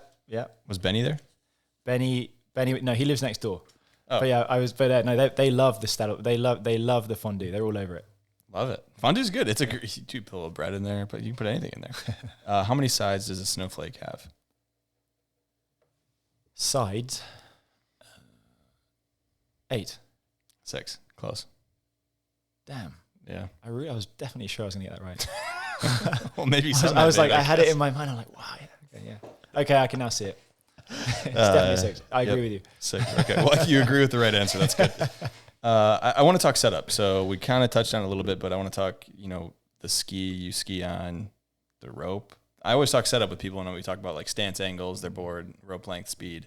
Obviously, speed and rope length are not something you choose. It's how the tournament goes. Yeah, that's right? how the tournament. Yeah, so that's sort of we don't really need to talk about that, but maybe your rope you choose, your stance, your ski, just kind of what you ski on. So what's interesting is like what's been cool the last number of years is that there's been a few different sort of rope manufacturers that come into the picture. So we have like a bit more of a broad. It used to be there was one company that basically supplied them, for every event, but now like there's a few more. Like it's great for I'm a big fan of water skiing staying viable to a normal person because prices keep going up of everything, the boats, the ropes, everything. So we've got a lot of competition in the rope area. So there's we ski different ropes for different tournaments. So I have all the ropes. So that like before that tournament, when I know what the rope is, I'm going to put that rope on and ski with it. Kind of get ready, which is not. That's actually not me being nerdy for one. No, that's everyone. That's not the face I'm making. It's just weird that you have a different rope for every tournament. Yeah, they use different ones. You think you just have one rope? Yeah, but I think it's good in some ways because it's like different brands and kind of. As long as they're all good, and they're all pretty good. I mean, you have some that have a little bit more stretch, which I don't like. I don't like a big stretchy rope because you kind of get this bungee effect. But yeah, generally they're all pretty good. And then my skis, I got a 67-inch D3 ski, which I've been with D3 since 2019. So I've actually been there quite a while. Super happy with it. The Neo 2 is the one that I'm on right now. It's they put me on it a year ago and kind of said, hey, because they have a range of 3 top-end skis, and they said to me, well, we'd really like you to be on this one. But you should be on the best one that you like of all of our skis, but we'd like you to be on this one. And I was like, well, let me try it. And I tried it and fell in love with it. And so, it's a fantastic ski. And it was, I got on it and then I've had a couple of bad tournaments in the last 3-4 weeks, including Masters. But like made as soon as I got on that ski, I was second or first for the rest of the year, including the Worlds. I think I came second 7 times and won 5 tournaments, and then again this year. So it's that's a really good ski. And then the boot, I guess. Boot. Do you have stance? So I can actually give you some of this. So you have I understand in wakeboarding you have very skinny, like you can stand wide or you can stand skinny, right? And so those wakeboard guys at Valdosta, they're the skinny stance, right? Yeah. West Mark Jacobson. Yeah. So I have my boots really far apart, so that is the thing you do adjust though. You can put them. Yeah. So like you have holes in it and you can like put your plates. And so So I've had mine far apart now. The closer you go, the more sort of slide you get. But the wider you go, you kind of get a bit more, let's say, traction. Yeah. And then you can have them forward or backward, and forward will favor, will give you a bit more slide on the offside, and then on the toe side turn a bit more slide, and then the heel side turn. So I'm kind of a little forward, quite wide. So that's my stance. Okay. Fair enough. That's because we usually do stance angles, which is like an easy number, like 8-8, 12-12, or 6-6, 12-12, whatever. I'm 0-0. 0-0. Oh, I would imagine that most are, right? Yeah. So that makes sense. I got a question I just thought of. Why don't water skis have pro models? They do, but you got to be a trick skier. So, which is so backward. It's like it's like they sell the least of them. We're talking volume here, baby. Yeah, so there's Joel Poland has a pro model. Yeah. He has the radar one. Jake Abelson has a good one. Jake Abelson just broke the world record in tricks. And then there's Pato Font, who had the world record before, and he wins tournaments. He has a KD pro model, and then is there another one? But yeah, it's kind of weird. I mean, for slalom though, I guess, right? No, there's none. There isn't. Why is that? Because wouldn't it make sense to have a Freddie Winter graphic pro model on the D3 water ski? Yeah. Be nice. No, it's just think it'd be cool. It's just not. It's not done. I mean, it's you'll have like the name of the ski, like of the designer on it. Sometimes, like Radar has like a Chris Rossi design on the ski, but no, we don't have them like that. It would be nice. I mean, I was offered to have a World Champion Edition Freddie Winter thing on when I won the Worlds in 2017. Yeah. I was on a ski brand. And I loved that ski, but best ski I'd ever been on at the time. And then I was offered the next year, like, oh, we should put your name on it. But the problem was that they discontinued that ski, and then the new ski I really didn't like. So I said, well, you can't do that. I'm like, well, yeah, for sure. If you put it on the ski that I like, let's do that. Like, let's keep that ski going. Yeah. And didn't. So, I mean, but listen, as far as I'm concerned, if you're trying to be a water skier for your ego, then you're a complete loser. I mean, it's not gonna do you any good. So I don't feel upset that I don't have a pro model, but at the same time, the ski that I'm on is quite well associated with me. I mean, okay? Yeah, people, they buy it and they text me and they're like, on Instagram, they're like, oh, hey, I got your ski, and I'm like, oh, that's cool. Like, so I kind of like that. Does it say like in the description on the D3's website, like Freddie Winter skis the ski or whatever? I don't think so, but there'd be pictures of me. You should put that on there. Put that on there at D3. Whoever on the website, put that on there. Yeah, but I mean, there's pictures of me skiing on it, and it's like it's what I like about it. That ski especially is like I got on it and I started skiing well, and I won a bunch of tournaments on it. So like I think of any ski there's ever been, that's the one that's maybe the most synonymous with me. So it's like I don't, it's not my pro model, but it's like it's something that I feel an affinity for and to. So yeah. Okay, interesting. I was always curious because that's a very much. I mean, we're kind of going away from it in wakeboarding, honestly, but it definitely is very much still a thing of like this is his pro model board. So why are you going away from it? I'm not. Why is the industry moving away from it? If I were to take a guess, I would imagine you could probably give someone like a flat rate that you pay them as an athlete rather than have this number that goes up and down in terms of sales. Yeah, so that makes sense. Yeah, and I think that to that point, I think that in skiing, like there's no royalties. At least that I know of. I mean, no company that I've been a part of is sort of giving royalties for stuff. So I think that makes sense. Yeah. I mean, if I was Radar, I would put Joel Poland's name on the beer belt and like give him like $1 royalty for each one. That would be a good idea. They should give Joel all the money. Just all the money. Every bit. Like, just make sure that he doesn't. I mean, if he leaves, like it'd be a bad look. Joel's we're in a tough spot. Yeah. Waterski Broadcast Company and Joel Poland, if they band together and say we're out, it's tough. It's tough. No, we need Joel. We like that Radar supports Joel. That's good. I mean, that's Brooks and him are a big partnership, and we like that. Dangerous duo. I got an interesting question here. What is the best possible run someone could have on a water ski? Well, you always fail. That's the interesting thing. I mean, that's what's kind of, you can't beat water skiing, because at some point, like, you can win a tournament and stop because you've already won, but you're still losing. You still haven't completed it. It's like golf. You can never win. You can never win. Yeah. So, the best score that's ever happened is someone got around the third buoy on 9.75 meters or 43 off. So that's a 2.5. So he fell before getting back to the wakes. And I can tell you that is, I mean, I'm not the best water skier of all time, and far from it, but I've tried extremely hard, and it's extraordinarily hard to get around the second buoy there, and it's a light year to get to the third. So that's exceptional. And I mean, there's, funny enough, interestingly, and this is getting very technical, but so I'll keep it very brief. But like, there's now that we have the boat path is measured with GPS coordinates, and I, like, down to a centimeter, so like a third of an inch.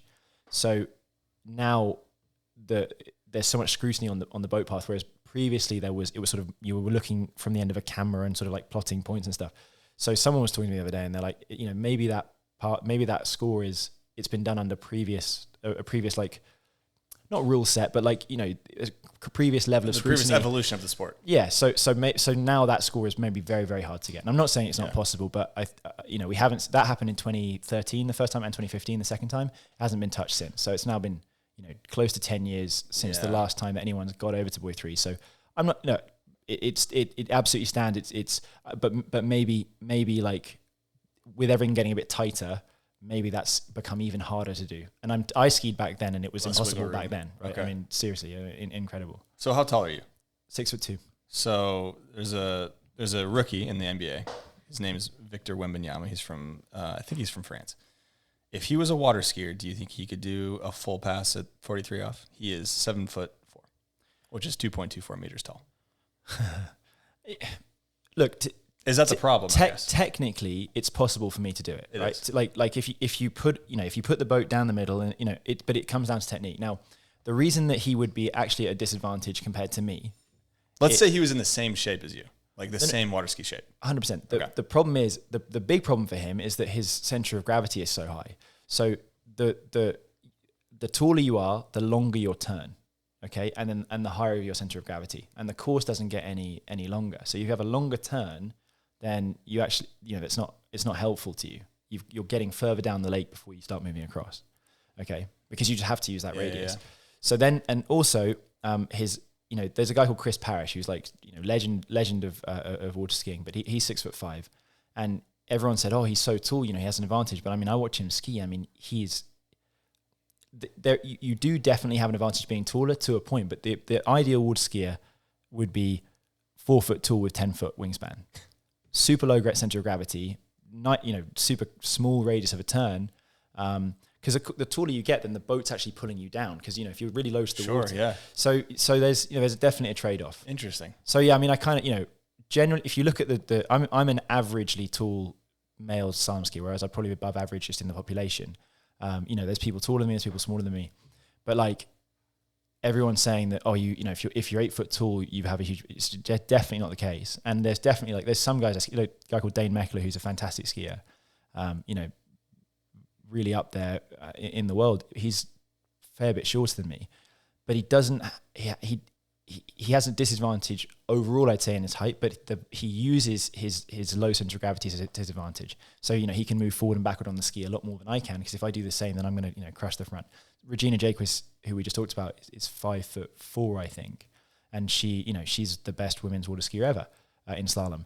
So there's something to having a low center of gravity. And you should see her, like her turns, she just kicks them around, and it's amazing. She uses that low center of gravity to her advantage. So, yeah, your friend from basketball is not. He wouldn't necessarily run. Damn it! I really thought I had one there, where it was like he's 7'4", he's got long arms, you can get around the buoy, no problem. Yeah. Well, I mean, like there's a guy I'm thinking of that I ski against. He's a little bit smaller than me, but he's got these long old arms, and I'm like, that's the build. Good. That's good. Yeah. That's the build. You just want an absolute dump truck and long arms. Yeah. Keep the center of gravity low. Love that. I think before we dive into some more questions, we do a segment called Deserve Some Love, presented by Driftline. So Driftline makes wetsuit line board shorts, best boardies in the market. If you can get if you need new board shorts, get some Driftlines. They got a wetsuit liner, keep you warm, keep you protected. Use code GRAB15 for 15% off. Link will be in the show notes. Look them up. Yeah, get them. Get a pair. Got Support plenty of colorways. Got to support the guys that support you. Exactly. Love to hear that. Yeah, that's exactly in any sport, water skiing, wakeboarding, snowboarding. It's all just support the guys that support the cool stuff. So that's Driftline. So it's a chance to give some love to, it could be another water skier. It could be someone who helped you growing up, whether a coach or someone like that maybe didn't get the love they deserved or you didn't feel they deserved. Well, I would say in terms of giving love, I mean, we talked about Vince Stadelbauer already, who I do think is just incredibly important, but maybe I've gone over some of that. But I think the guy who probably, I mean, I maybe the biggest day of my life was when I won the World Championships in 2017, and I said, and the guy that I'm going to talk about knows this, that without this guy Steve Glanfield, I couldn't have won, like absolutely no chance, because he was there. I mean, you'll laugh at this. I was staying. He has a lake in Oxford. We're actually going there, a pro tournament there in like 3 or 4. 5 weeks, whatever it is, mid July. He has a lake there. He's a guy I've known since I was very, very young, and he sort of coached me for a long time. And I went to ski with him when I was in England. I moved to America in 2014, and then basically every set I've done in England since then, for the most part, has been at his place. And he's looked after me incredibly well. But I came back from America in the summer, and I had like 3 weeks to go till the France World Championships. And that France World Championships was on like this crazy river, not a river. It was crazy, like super rolly. Like you were talking about how it was at the Masters. I mean, it was like that, but way worse. It was awful, and we knew it was going to be awful because we had the European Championships there 2 years before, and it was terrible. And actually, weirdly, they managed to make it worse. Don't know how, but it was incredibly tough. Had some wake surfers in the background or something. Oh yeah, exactly. Just wake surfing was coming up at that point. So anyway, so Steve, he's been incredibly good to me my whole career, but I always remember this. Like, he came out, like I stayed in a tent at the lake for those 3 weeks before the World Championships, and just so I could ski there. The lake is maybe an hour and a half away from my parents or more, and if you hit traffic, it's like 3 hours. It just didn't work for me to be traveling back and forth. So I stayed in a tent at the lake, and then I was planning to ski in the final. I knew it was going to be about 8 o'clock. So Steve would come out every morning, like an hour before work, and he would get a boat out and like do these donuts around the lake and make it really, really rolly. And then we go out and ski. And I mean, anytime I wanted to ski, it was, he went above and beyond. And so, I mean, I always say like, it's a kind of a maybe a cheesy thing to say, but like that gold medal was forged at Oxford with Steve. So he's my guy. That's cool. Yeah. He was, that's really cool. And not just that, but I mean, everything since I mean, I'm going to go back and ski it this week. I'm really excited to do it. He's a great guy, but yeah, he deserves so much of the credit for my success in water skiing, because he's been, he couldn't have been better. Yeah, absolutely. What was the purse for that win? Do you remember? At the Worlds? The prize winnings, yeah. Oh, I remember very well. It was $0. $0? $0. You think we get paid for the World Championships? My assumption was yes. Well, let's here's what I find funny, and let's not get too controversial. Well, this leads into my next question anyway, so continue on. Wakeboarding, IWF World Championships, there's like a 60K purse or something, which is not solid. I don't know which way it's split or whatever, but from what I understand, that purse is there. They get a sponsor in to pay that purse, because then, as I've been told by people, I've talked to Thomas Herman, Jake Pollock, these guys were around the boarding school. I mean, not to quote them directly, but like the people I've talked to in wakeboarding have just said, we wouldn't turn up for IWF Worlds if there was no money. Now, and they have this WWA as like the kind of the competition. Well, there's no competition in IWF, so for water skiing, so there's no prize purse. That's a bit unfair. I mean, we're all, as much as wakeboarding is cooler, fresher, younger, the same governing body is putting money or organizing money for one type of a sport that's under their under their control, and none for water skiing. So it's a strange one, and it's disappointing. But at the same time, the two best moments of my career have been winning the 2 World Championships that I've won. So, and I got some good sponsor incentive and that sort of thing. And you can't. When I grew up, my aim was not to win the Masters or Moon. I mean, it was like, but I wanted to win the Masters. I wanted to win, but my dream of dreams, like the one that I wanted to do more than anything in the whole world, was to win the World Championships. And so those 2 that I won, I couldn't. If someone was going to give me 50 grand for second, I would take 0 and first. Yeah. I mean, 100 grand, whatever, it doesn't matter. I mean, I wouldn't trade that for any money. So, it's a shame, but that's just, Interesting. I didn't know how that was. Yeah. Cause that's very interesting. So leads into my next question of how many pro water skiers are there in the world, do you think? That's a good one. How many people have pro water ski in their Instagram bio? Many. Well, if we went for wakeboarding, there would be pretty much every wakeboarder is a pro wakeboarder. Yeah, no, exactly. But in terms of pro water skiers, as in like living in the sport, getting all their money. How do you define pro? Yeah, I mean, I think that if you're going to say you get all your money from the sport and you don't have any income from outside of the sport, and I think you can include coaching in that, because I definitely think so. Because coaching, but then I think you can't be a coach and be a pro water skier. You can be a pro water skier and coach as well. Thomas Herman does this exact thing. Yeah. A lot of wakeboarders do it, where they're pro wakeboarders, but they'll do a camp or a coach or a clinic. So your primary thing is the competing, and then so I would say there's probably, I don't know, 7, 8, 9. I don't know. I mean, is that small? Okay. Oh, it wouldn't be many more, because let's say to call yourself a professional at something, you got to be making 30 grand a year after your expenses, like that, and that would be that wouldn't be a school teacher salary in a lot of places. So how many people were making that? It's like there's as you know very well, there's 3 ways to make money in wakeboarding and water skiing, and that's contest or tournaments, winnings, sponsorship, and coaching. And so you add all that together, take out all the expenses, because of course going to tournaments is very expensive. I mean, I went to Masters last week, spent $1,000, didn't make a penny. That's out of my account. That's I'm down for the year already. Taking that out. So yeah, I don't know. There's not many. Okay, interesting. But then there's also, a lot of people turn up and they're pro skiers. They call them, and they are. I mean, they're turning up at professional tournaments and they do make some money. Yeah. So if you take money out of the sport, then maybe you can call yourself a professional. And then I know that there's some skiers who they'll turn up and they might, sneak 8th place or whatever, or 7th place, and they will they'll go and coach. They'll go, hey, look, I was there. I skied against these guys. I was on that dock. I was interviewed on TWBC. I'll charge you $1,000 a day to coach you and your family and or your people at your ski club. So that's it just depends which way you cut it. Yeah, definitely does. But purely, in terms of like what you're bringing in is more than your expenses. You're thinking it's around 10, maybe a little bit less. Yeah, and it's basically the guys that have a boat company behind them. So let's talk about that. So do you have to have, you're on Mastercraft, right? When did you sign with Mastercraft? End of 2014. Okay.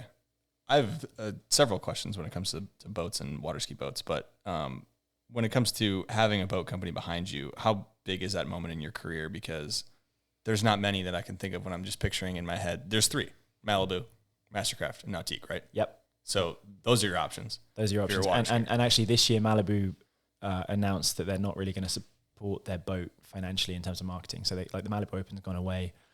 Regina Jaquist, who was she was Miss Malibu, she couldn't have been more of a Malibu athlete. She moved to Nautique, and I don't know if she was poached or if Malibu was offering her less money or whatever it was. But anyway, she's gone, and so I don't think Malibu really only has one skier now. Or I haven't had that conversation, but yeah, Malibu's, you really have 2 options now. Mastercraft, Nautique. Yeah. So I guess first off, how big of a moment is that in your career to get the support of a boat company? Because to water ski, you need a boat, and that's a hard thing to do. I mean, obviously you can be at a club or you can have a friend's boat or whatever, but to have the backing of a brand, how important is that? Oh, for me, I mean, I cannot even tell you the feeling I had when I was first when I sort of signed first when they made contact with me, and then second when the contract kind of was signed, and then thirdly when it was announced, it was really a dream come true. And I go back to when I was 12 years old, and there was a guy, everyone talks about I want to be sponsored by this company, and there was a guy I was skiing against at the time, and I said to him, he was like, I'm a Nautique guy, I want to be sponsored by Nautique, and he was a lot better than me. And I said, I want to be sponsored by Mastercraft, and he literally laughed in my face. And he's like, oh, this guy thinks he's going to be sponsored by Mastercraft. So 12 years later, there I am, on the website, and I'm like, unlucky, mate. You know what I mean? It was super cool. And I think that I'll just say I landed in the right place. Like that, I mesh with Mastercraft. They've been very supportive of me, and I hope I've sort of done the right thing by them. But I think that like I feel very at home there, and it's like this the vibe and the sort of, it's Joel talked about it. It's not stuffy. It's kind of it works. Yeah, it's a nice little team, and we love that. We love the not stuffiness. So, what is the actual difference? And I know you ski for Mastercraft, so it's obviously gonna be Mastercraft biased a little bit. But what are the differences actually between the three ski boats? To put it simply, you've got wake and pull of the boat. Okay, so your wake is something that you would understand extremely well. That's the shape of the wake, and that's what I found so funny. When Mastercraft released the X Star in like 2017, and Scott Stewart, who's out of the boarding school, like he got behind it the first time and like went massive, and he like kind of twisted his ankle on the landing, and I'm like, God, this is so weird. Like when a new wakeboard boat comes out, it's like more dangerous, and every time a new ski boat comes out, it's like it's way safer, guys. Like, and you will never hurt yourself. There's less here. Yeah, exactly. So you've got wake and obviously flatter is better, and there's some shape to that. Like if you have it flat but it kind of falls off a cliff, or it's got a big sort of divot after the wake, whatever you might call that, where it kind of you got like flat and then it comes down before it comes back up. Like that's not great. But generally, I'm going to say Mastercraft has the best wakes, but that's where the consumer is more concerned, let's say. So the consumer's always like, that you're kind of recreational skiers who are running the course, they're feeling the wake, and they go, oh, that boat's better, it's got a better wake, and that's where a lot of the selling point is from the people actually buying the boats. Yeah. So the marketing is like, we've got the best wakes. Well, and that it's super important. Maybe more at the high end, you also have the pull of the boat. So you have zero off, which interacts, like that's what tells the boat to do when a pull comes in from the skier. So the hard thing for me going between the boats isn't the wakes. The wakes they're all pretty small, and we ski so close to the boat, like when we get short, that we don't feel them as much. But the hard thing for me is that the pull is different. So like you'll come out of the turn and it's like, do you decelerate first before it kind of pulls you out the front off the second wake? And what you want is for the boat to kind of be, this is slightly technical, but you want the boat to have pressure through the line at the buoy line, so that you can rotate and then not fall back. And as soon as you fall back, you're going to get pulled forward again as you change your edge going out. What you're after is enough tension to where it doesn't happen, but also not enough tension to where you're being pulled out the front at the buoy line. So that's the kind of harder thing. And that's where like you'll find a lot of pros will go and ski behind, if you've got, the Malibu Open next week, they'll try and get behind a Malibu a handful of times at least. Yeah, is that something you do? Oh yeah, all the time. You do? Okay. Yeah. I mean, you're silly if you don't. Like if you have the access to it and you're not using it, you're at a disadvantage. So Mastercraft would be very happy for me to say that before the Masters, I went and skied behind a Nautica a lot. That's not because I prefer their boat. It's because I want to go and win the Masters. Yeah. And I'm trying to get everything, set up for that. So, that's kind of it. Yes. I mean, and of course you can sell a boat on a million different things. How creature it looks, comforts, and all sorts of radio, and all that shit. But it's basically wakes. And the wakes is like, that's more consumer level, where they're like, oh, this one's got a big wake and it kind of going to bounce me over. But then at like the higher level, we're more talking about pull. And that's like, we put a lot of time and effort into that. Like that's a whole thing where, you don't want your boat to feel too powerful. You don't want it to feel like it's soggy. And so, that can be propeller, and that can be the zero off, and that's all that sort of stuff. And that, we talked about Freddie Krueger. He's a guy that has a huge understanding of all that. And I love just, we'll do this testing and he'll just be talking at me and I'm just like, cool. Just eating it all up like a sponge. And also, but not really understanding it. Because it's like, we got the fuel tables and then we got this and the propeller's got the pitch and it's wider and then we do, and I'm like, dude, no, slow down. Oh man. So speaking of boats a little bit, we got a Patreon question from Peter Bosma. So if you're interested in joining the Patreon, supporting the podcast means a lot. Thank you to everybody who is on the Patreon. Keeps this podcast going.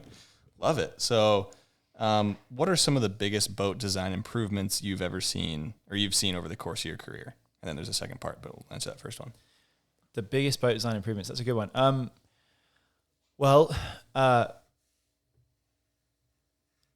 when I first came along, there's only been one boat revision in Mastercraft since I've been around. So when I came along I was signed in 2014. They just released, it was 2014 model, came out in 2013, and everyone was falling in love with the boat, and that was really, really cool. So I was and that was my line to them when I wrote to Mastercraft at the end of 2013, and I'm like, hey guys, and I'm not like, I would say I'm not a cocky or arrogant person, but I had to sell myself, and I wrote to them. I wrote this email, and I said, you've got this new boat, right? You've just put this new boat out, which everyone loves. Well, you need a new guy, and that's me, or something super lame. But I think it got their attention. It kind of ended up to where I'm at today, so that was cool. But but then and then the new model came out in 2020, and I used to be able to recite. We had the 5 and 25. There was 5. I can't remember, but like that when I had to do all the demos and stuff. Like we had all the 5 things. But yeah, the one thing so another part of a boat which you can sell to someone, which is not from behind the boat, it's in the boat, is the driving. Okay, so as you can understand, I mean, you got a guy pulling as hard as he possibly can from close to 90 degrees on the boat. That boat's got a hold. So a lot of the work we did for the new boat for the new Mastercraft was to the new Pro Star was to stop it from ever like rolling or getting out of control. So stuff on the bottom, these sort of big strakes down the middle, extra thing on the extra fin, But to be honest with you, and again, not to be a salesman here, but like we already had the best wake, so the main thing was not to screw that up. So then we kind of went down to like, okay, let's make sure it's a great boat, that it's updated, it's got a bigger screen, it pulls really well, it's got the right propeller on it, it's fuel efficient, all this sort of stuff. So there's been, I don't want to fully speak my mind on this again because I don't want to bash anyone, but like there's been definitely inventions in the wrong direction to where you see as I'm sure happens it happens in everything. People put out new skis that suck. Like, but there's been a few ideas that have, maybe skiers will understand what I'm talking about, but like there's been a few ideas that sort of haven't worked out, and that happened to wakeboarding too. And I think that the problem is, waterskiing is quite simple. The boat is quite simple compared to a wakeboard boat, right? And so you don't have massive wedges being pushed down with these actuators, and you don't have big bags being filled. There's less moving parts. Yeah. So that's massively to our advantage. And I think that what I'm kind of happy with Mastercraft for doing is that they've kind of used that to their advantage, and let's not put a ton of electrics in there which are going to break down. You know what I mean? So like, amen to that, yeah, dude. Because I used to hear like my friends in wakeboarding like, oh yeah, I can't use my boat, like the right bag's buggered, and the this and that, and you're like, oh, that just sounds like such a hassle. It's electronics and water. Oh my gosh. And then he's also wondering, where do you see some improvement? Some room for improvement, I guess, in current ski specific boats. He's mentioning obviously Nautique built an electric slalom boat in 2011. He's curious if maybe since you're spending fewer time on a ski boat and it's not running a bunch of ballast and stuff, you could maybe is that an avenue in the future you guys are seeing and stuff like that? God, I hope so. I mean, wouldn't it be cool? I mean, that boat what's funny is that boat in 2011, I think it was even further back. Anyway, whatever. But it was a cool green thing. It looked fantastic. I was totally sort of sucked in by the marketing. But then I had a friend who told me that it wasn't like that good to ski with because it was, it just didn't have the pull. It wasn't powerful enough, and it had to charge for 24 hours for a 15-minute ski set, whatever. But of course, since then, Tesla's come along and like completely changed the game. I mean, if you told someone at that time when that came out there was going to be electric cars running around, no one would have believed you. So that technology is there, and I hope it goes in. I don't know anything about it, and I hope that people are working on it, because I mean, we don't want to be thrown off our lakes for running petrol boats in 20 years. So I know that I think Nautique has that boat that you can charge or whatever.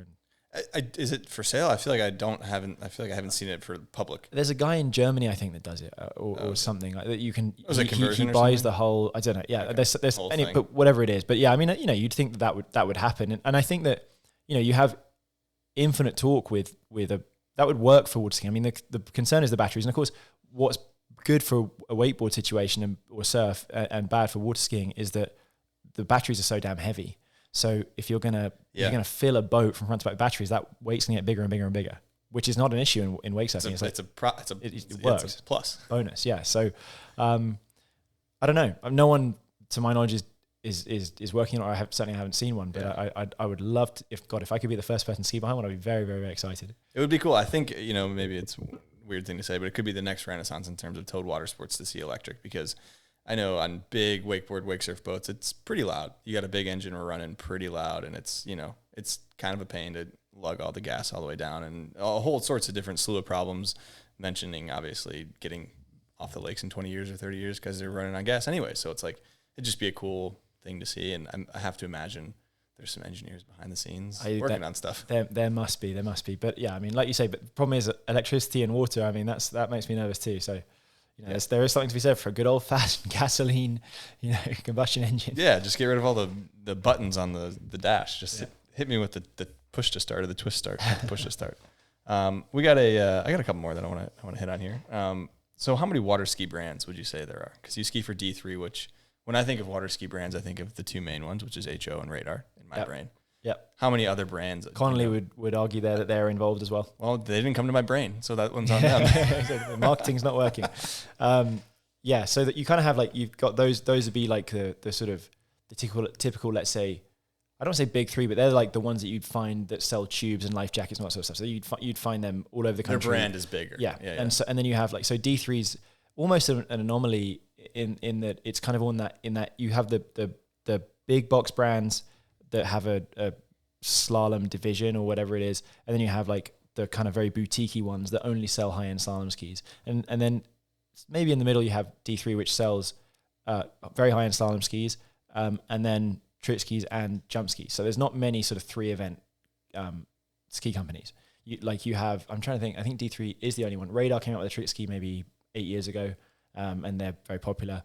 And then you have, like to get your, there's only two places you can get jump skis from. One of them is D3 and one of them is Goodman, a guy called Ron Goodman out in Seattle. He makes you some skis. In total, there's probably 10. So like, okay. So that, yeah, there'd be HO, Radar, Connolly, D3, and there's like, in terms of slalom skis, you have Good, Denali, SP skis over in Cyprus, and then Goodman skis, and then you have like Quantum who make trick skis. So that's 10. There'll be a couple I've missed, but yeah, like, you know, it's hard making skis. I mean, that's what I always say, and that's like the hard thing for all the boat companies is that, you know, they make these ski boats, which are often the cheapest thing or the least expensive thing that they sell. Okay, still very high end, but it's the least expensive thing they sell. So they get the least money from it, but the customer is the most painful. Yep. Oh, it doesn't drive right. Oh, well, you know, the wake's funny, you know, like, and so they get all this feedback. And so, like, but same, like making a slalom ski, like, God, I would see people come out to the boarding school, Chris Rossi or whatever would be out there helping design the new ski with Brooks. And I'm like, dude, you got to work on like the shape, then the rocker, then the flex, then the fin settings. I mean, your mind would explode. I mean, you couldn't pay me enough money. You could not. I mean, I would not want to do it. I like skiing on them, and you know, Will Bush is the guy that designs the skis at D3, and I love him because he makes a ski, he sends it to me, it generally works extremely well, and I go ski on it, and that's it, it's good. You know, I don't know about designing them, I don't understand them, and I'm very happy that I'm with a guy that can do that for me or for everyone. You know, makes great skis for a lot of people. Okay, I was just curious because, you know, I'm just thinking of how many wakeboard brands we have, and I've obviously seen some of the smaller, more boutique is the way to put it, of the Waterski brands, but that's, 10s. So there's 10 Waterski brands and 10 pro water skiers. Yeah. Is there just one on each team? Is that how that goes? Yeah. Well, there's not many people getting paid. Like people don't get paid too much from their ski brand. So that's like, you might get podium incentives. I mean, like there's a handful of us who are being paid and obviously very grateful for that. But like, I think it's probably not the same situations in wakeboarding where there's probably a bit more money flowing around for you know, being on a brand, a wakeboard brand. You'd think. So, what was it like? You mentioned the boarding school just now. What was it like working for Brooks Wilson at the boarding school? He did. Is that a question from That's Brooks? From Brooks. Yeah, classic. What was it like working for me? Yeah, that was a funny one. So Brooks was my immediate predecessor at the boarding school. So he was there from 2014 to 2016, and then there was a vacancy when he moved up to Seattle to work for Radar, and Brooks and like they did a good job of marketing it. He was part of the Wilson brothers at the time. They were pushing that, and so he was cool. Videos came out of there. Yeah, it was really good. And so I moved in 2017, and then like the next couple of years we were like, oh, that's cool. So you work for Brooks? I'm like, no, I really don't work for Brooks. Brooks is, in fact, I've been there longer than Brooks ever worked there. You know, like it's actually kind of annoying. But of course, I would tell Brooks that, and he would, instead of laughing with me, he'd laugh at me. And bring it up on podcasts to be annoying, which I'm sure every one of these following questions will be. Yeah, we've got quite a few. Why does Radar make the best socks, and why are you so bad at drinking? Well, the fact that he's going to sound bad at drinking would suggest he doesn't understand socks either. But Radar they make some nice socks. I mean, I'll say that for them. Brooks has been very generous. He's handed me a number of pairs of socks over the years that I've enjoyed wearing in the off season when no one can see them. Yeah, and in terms of me being bad at drinking, Brooks, I wonder if he's referring to this, but I tried not to give it away, but he once bought me a shot of whiskey, which I hate whiskey. I'm very unmasculine in that way. And he bought me a shot, bought a round of us. Actually, there was a bunch of wakeboarders there. Aaron Rathy was there and Steele Lafty anyway. He gives us, and I'm just like, oh yeah, I'm not going to do this. I'm like, no way. And then, so I did the shot and tried not to vomit. And I think he probably was giving me shit for that. Fair enough. Yeah. Could have done better on that one, Brooks. I think that was. Was it Malort? Do you remember what the shot was? I don't know. Because Malort's, I don't know if it's whiskey or not, but it's disgusting. Oh, it's a whiskey. I don't know. I don't know what Malort is. Yeah, you said yours was a whiskey. I don't know what Malort is, but it's too gross. Yeah. Have you ever been arrested? Oh, thanks, Brooks. And he goes, well, the question is, has he ever been arrested? Followed by, he may not want to talk about that. For once, I'll agree with Brooks. All right. No comment. That sounds ominous. I'll say I had a regrettable drink driving arrest when I was 24, and that was yes, I'm an idiot. And moving on. There we go. We don't need to dwell on that anymore. We covered it, and we're moving on. Some more from Brooks. So we're talking to Herb's Cup. Yep. Antics over the years. He wants to know about when you ate a whole lasagna after you won. When you had the effort. Yeah. He always brings that up. Yeah, so I was invited because there was the Herb's Cup, which was it was run by Radar, but it was partnered with Mastercraft. So in 2016, we went out to Seattle to a place in Crescent Bar. Anyway, fantastic place. Did a ski tournament there, and I won. And then we went out to I think it was called the Sand Trap. Super cool place, and it was we had a really good time. But we had a lot of drinks. I'm sure I outdrunk Brooks 2-1.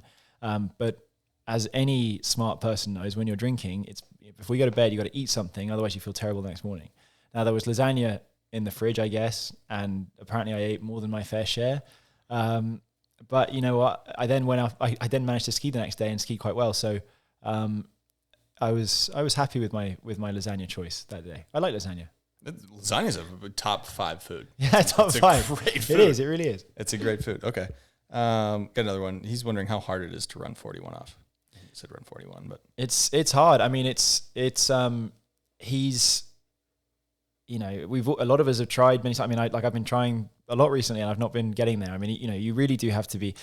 The strange thing about it that I can say from myself is that there's been times where I've run 41 frequently, all the time, back to back, no worries, over a period of weeks and sometimes months. And then there's times where I'm in exactly the same shape physically, everything's set up. I feel like my ski works and it just doesn't work. So it's the hardest part, I think, for me is I know I can do it, but I don't know why I can't do it. I'm capable. I've done it every year of my life since I was, 22. But at the moment I'm not doing it. So that's the hardest bit. It's like, I need to find that little thing, and I know I'm eating the right stuff. I know I'm strong. I know I've got the right ski because I did it 6 months ago consistently. But yeah. So that's the hardest bit is the brain. When you're younger and you don't know anything, you just go, well, I mean, maybe I'm not there yet. I'll get there. But now, I mean, I'd say right now, fairly, that's a big struggle. It's like, why am I not skiing as well as I was 6 months ago? But that's any sport. Yeah, mental game is tough, 100%. We got one from Joel Poland to break this up a little bit. He's got 2. So he goes, I have a lot of stories about Freddie Winter. Many of them are not suitable for a podcast. But some stories he might want to highlight are the toothbrush. He said he would blush when I said that.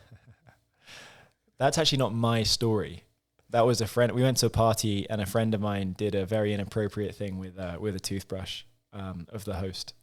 So that actually wasn't me. So unfortunately, well, that's not your story to tell then. It's not. And I'm not going to name any of the people involved. And it could have been in Florida, and it could have been in London, and no one needs to know. So I'll keep that secret safe. Second one, he wants to hear about his time in Monroe. I heard that team was unreal.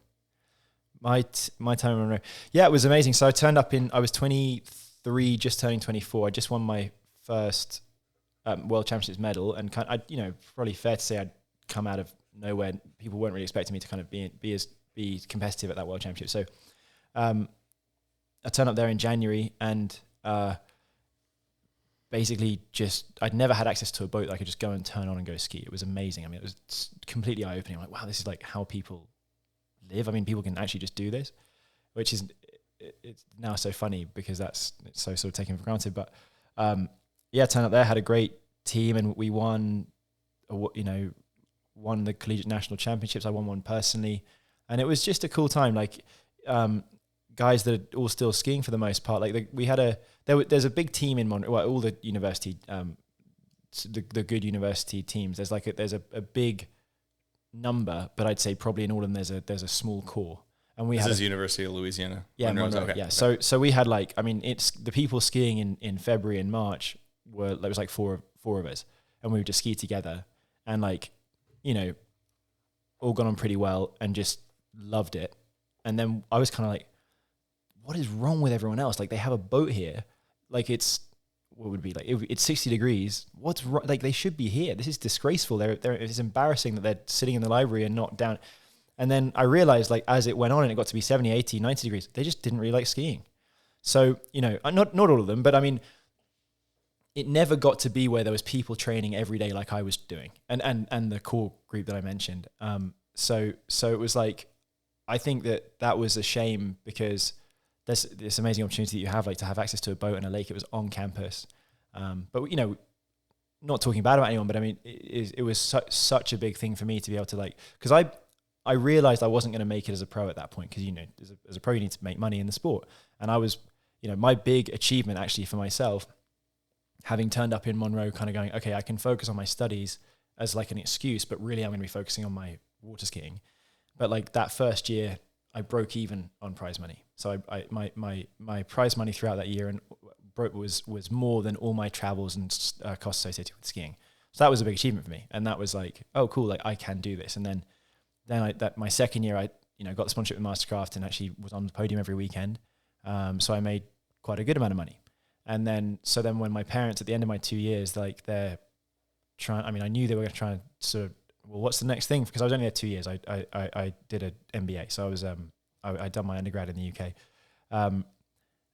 But my parents were, sure enough, they waited until after the World Championships, which was the end of 2015, to sort of ask me, because I knew they wouldn't want to stress me out beforehand. So we're at the airport next day, and they're like, so Freddie, what do you think? And I'm like, I had like this whole thing, and I'm like, well, this is how much money I made this year, and this is my profit, and this is, I can do this, and I got this plan, I'm going to do this, and that, like, and 3 minutes in, my mum was like, or maybe even 30 seconds, she's like, so you want to go to Florida and be a water skier? And I'm like, well, yeah. And she's like, yeah, fine. And I'm like, oh, I thought they were going to try and drag. I mean, I was 25, so I would have had autonomy, but I thought they were going to drag me back to London and go get a real job, and they weren't. And my parents, really couldn't have been more supportive, at any point, but especially then, because that was like, they could have gone, well, that's going to be a hard way to make a living. You might be very disappointed if you don't achieve your dreams. But they, supported it, and actually, my dad especially he's a fairly quite an eccentric character, I think, but he loves that water ski. He thinks it's awesome, and they're both like lawyers in London, with their sort of, they're mixing with some pretty high up people who's probably all their kids are going to law school and becoming lawyers themselves. And then oh yeah, no, my and dad would, I'm sure, say, well, my kids, he's trying to be a world champion water skier, and like, I'm sure the people they're talking to probably be like, oh, what a weirdo. And then dad's like, this is the best thing in the world. I love it. Yeah, that's awesome. That's sick to hear that they were so supportive. I mean, yeah, I know. Especially after your college antics. I mean, I'm sure it was a lot of fun there. It was. It really was. Brooks wants to know why Greece is so cool. Well, Greece is cool it's cool objectively for a number of reasons. It's got some of the nicest people you could meet. It's some of the most beautiful places, like beaches, just scenery in the world. The food is up there with anything you can possibly eat. But I think just also personally, I've been going there for a very long time, since I was a kid. Like, we went to ski there. I was there for my dad's 70th birthday. I flew in and surprised him about a month and a half ago, which was really special actually. But it's just, yeah, I sort of in some way, you know, I was there maybe 2 or 3 weeks every summer or whatever it was, as much as I could be. And I just sort of, in some ways I grew up there. A lot of, you know, first time I passed out drinking when my parents allowed me to go out there by myself when I was 16, which was, I don't know what the hell they were thinking, but that's, you know, that was a good time. And so, you know, a lot of antics. And I'll go back with a group of my friends later in the summer after all the European stuff's finished for a little bit. And yeah, no, very, very, very special place. And you know, Portahelli, which is the place where I always go. Like, I love skiing there. It's weird. It's not a sort of, let's say, water skier's typical paradise. It's like it's a big lake. It's, you know, it can be kind of windy in the daytime, whatever. But I mean, like, you get that. My favorite ski set of the year is the sort of, you know, 7:45, right as the sun's coming down, glass flat, go ski. Like, it's a dream. You know, it's beautiful. You know, it's on a lagoon, so you can see out to the sea, and it's just it's got that beautiful Mediterranean sky and the sunset, and then finish that ski set, have the best time of your life, and then go and drink 15 mythoses, and then come back the next day when you're the least hungover before you have to go again. So are you a morning or a night set guy? Sounds like a night set.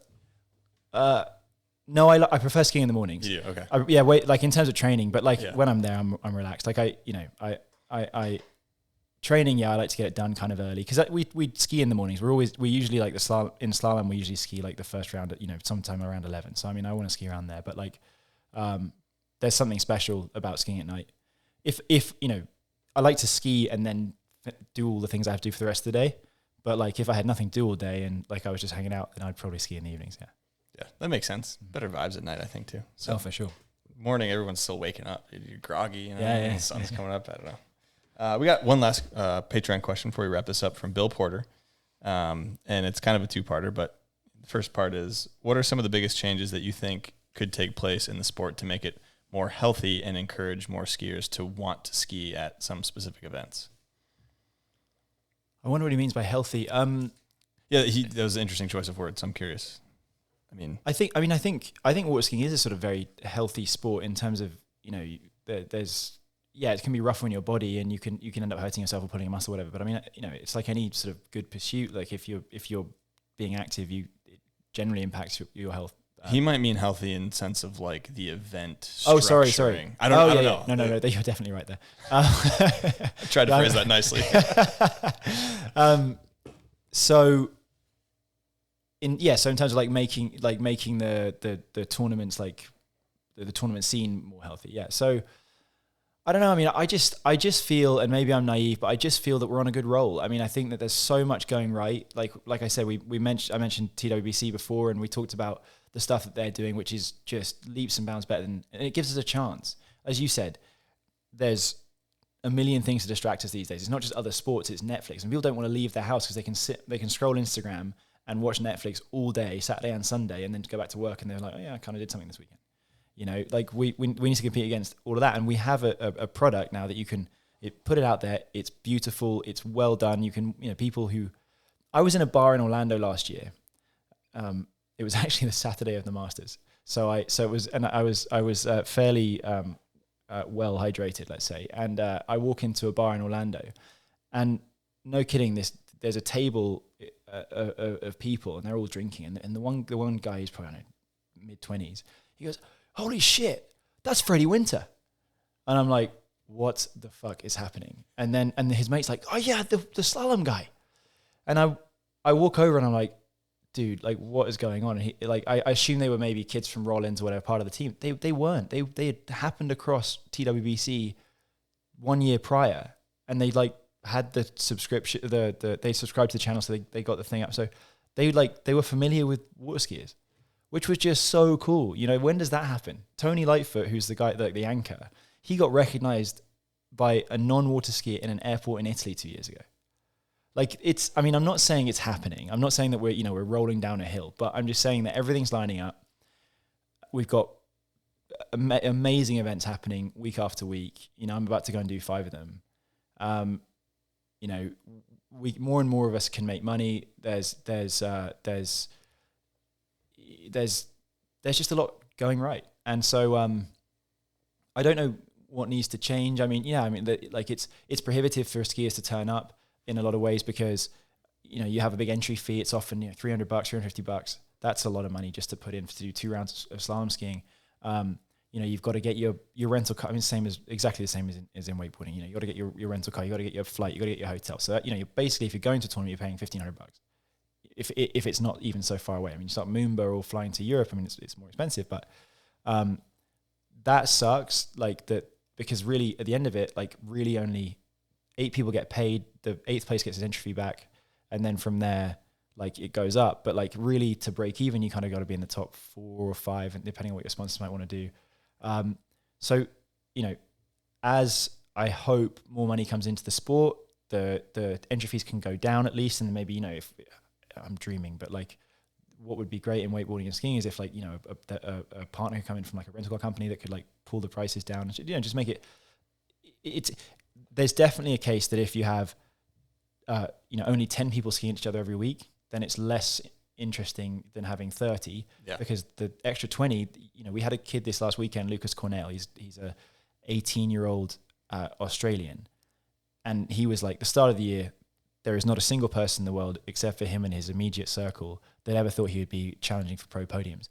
He nearly beat all like there was three of us on buoy 3 at 41, and he come into buoy 3 and he tried to turn it and fell, but he very nearly won the tournament aged 18. I mean, this is an amazing story. Now that was able to be told because of TWBC, but we don't want for those guys to not be able to turn up. Sure. We want the keep them coming. Yeah, keep them coming. And I mean, it's not in my interest for there to be 1,000 people because I want to stay at the top. But in order for us to get the interest from around the world, then that we need to be able to have skiers turn up. So in terms of the health of the sport, we need to make it more enticing for skiers to turn up, to have less costs.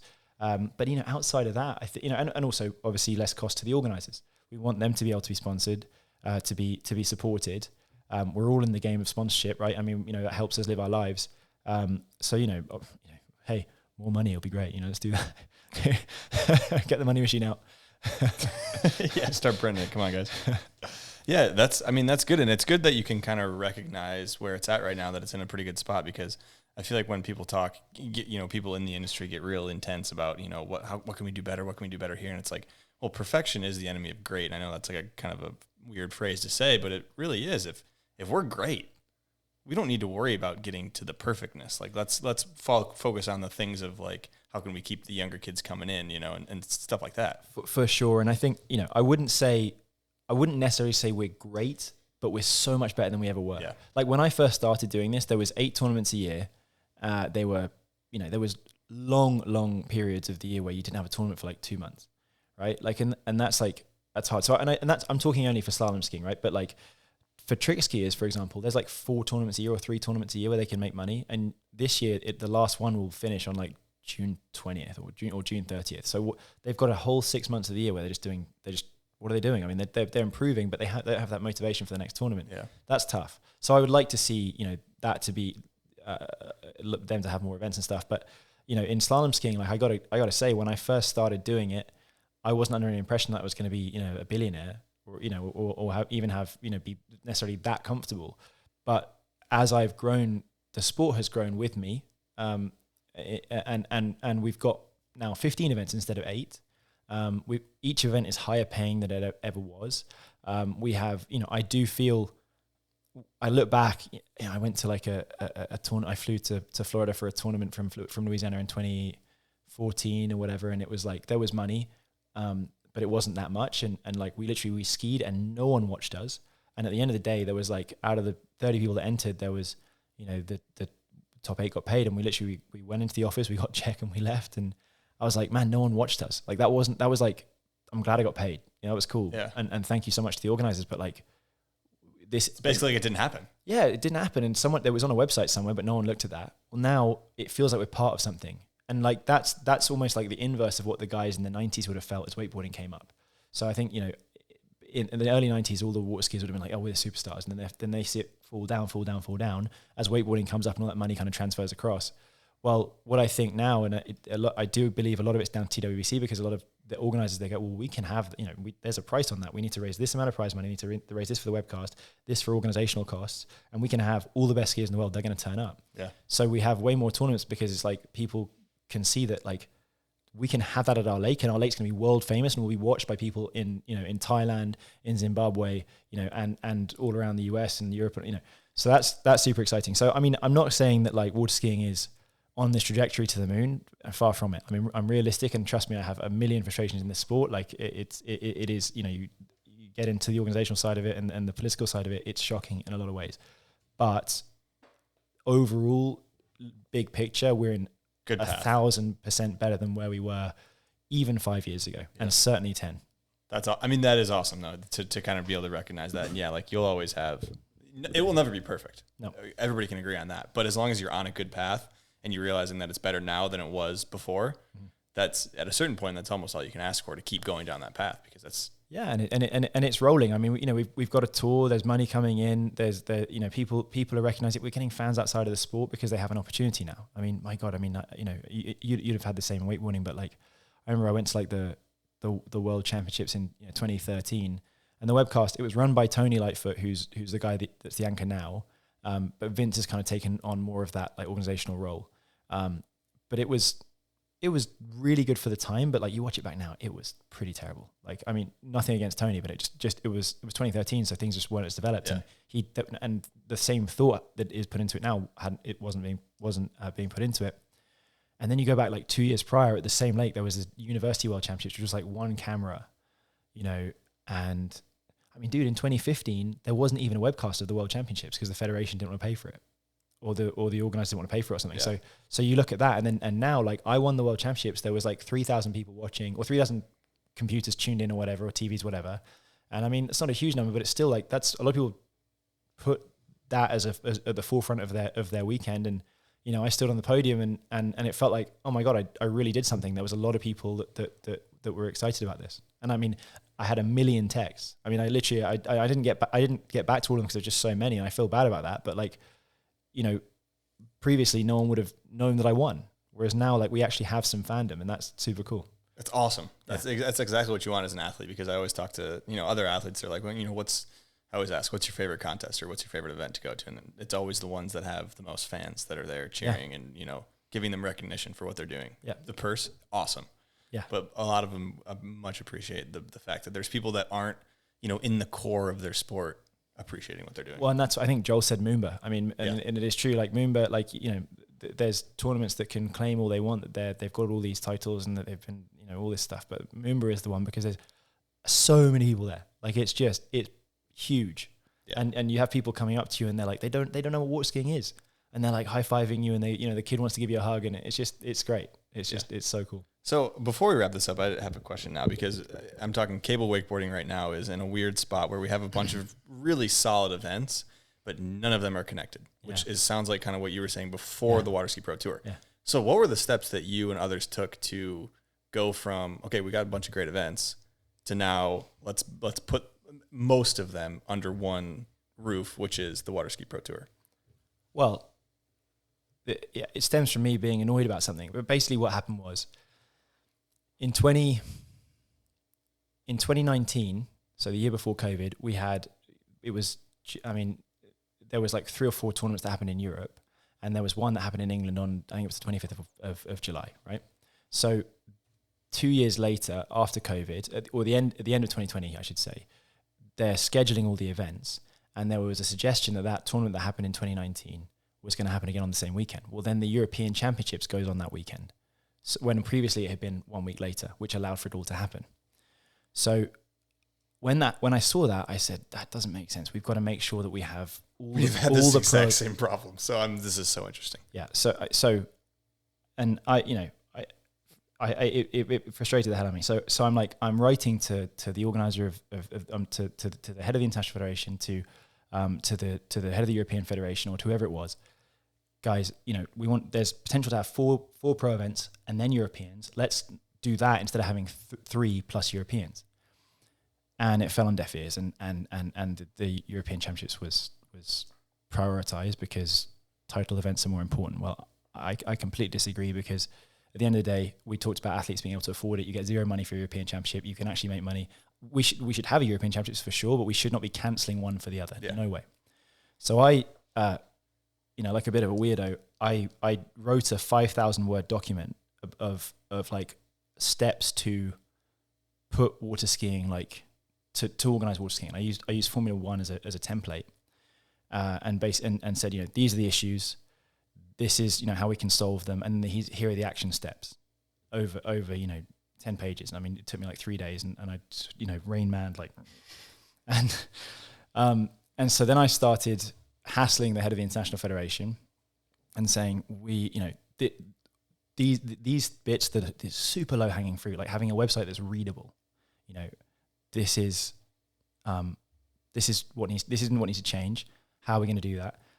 So I sent that document out, and I'm having people read it. And then so he actually, to his credit, he came back and he goes, all right, well, that this looks like something that we could do. Like, you want to work, why don't you work on this? So then we got a little group of people, and it was me and my girlfriend at the time, fellow athlete, Vince, TWBC, who's like, he of course he has to be in it because he's super smart. Brooks, who the idea was to have a couple of athletes, at least at the outset, a couple of people in the Waterski media. So that was Vince, and then Greg Despon, who's a guy from France who runs Waterski Nation, a good Waterski page. And then Brooks, who was kind of the industry, and there was someone else who reached out to who gave some input but couldn't commit for time issues. Very smart person. And then we just worked out this thing, like, okay, how are we going to do it? And so initially, they wanted for us to do it inside of the International Federation, i.e. for the Waterski Pro Tour to be like a division of the International Federation. And we didn't want to do that because we understood that as soon as another, then we're political pawns. As soon as, if we're going to put our heart and soul into something, we don't want to be, hey, we don't like you, you're out. Like, some new guy comes in, go change direction, you're all fired. Well, no, that's not going to work. So the way it ended up was and there was a lot of back and forth, which we don't need to go into, but it was quite an interesting process. But we ended up as a Florida company, external to the International Federation, with the federation having a big ownership stake, and then as I say, I think I said non-profit, so no one can make any money out of it, and so that is the Waterski Pro Tour, and it has the aim is to organize. So we talk to all the organizers, and how can we help? Do you need help with formats? Do you need help with who's with which rope to use? Do you need contact? Do you need scheduling? Do you need the emails of all the athletes? All these sorts of things. And actually, the main thing is the scheduling, because it's like you want to get it to where, like, the tournament in Africa we have next week is right next to Europe. So we go Africa, then we go France, then we go to Italy, and then the UK or whatever. So we get all them together, and that's the most important, because then that's super cool. We have like a little European tour that happens over 3 or 4 weeks. Everyone's pumped about it. Like, they're so excited to watch all of that. It's like March Madness. It's like people get pumped about it for that. And then you have the rest that are a bit more spread out. But you don't want to be going Australia, USA, Australia. So anyway, you understand all that. And then there's a sort of promotional side of it, and then the, sponsorship outreach and that sort of stuff. So that's basically what it is. And it's an organization that just tries to facilitate all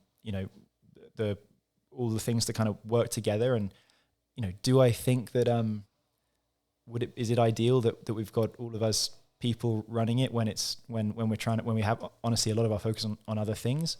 No, I mean, it's taken up a huge amount of my time, but no one else is doing it. Yeah. And I think that probably what it was the federation had the elite list going, but the web page was from 1993, and it was basically, you couldn't show it to anyone. I mean, it was honestly so embarrassing. Like, you send that off to someone, they're like, this is your ranking list. Like, dude, you're in a really low sport, right? Yeah. So now it's like, we got a real nice website, and everything looks nice and clean.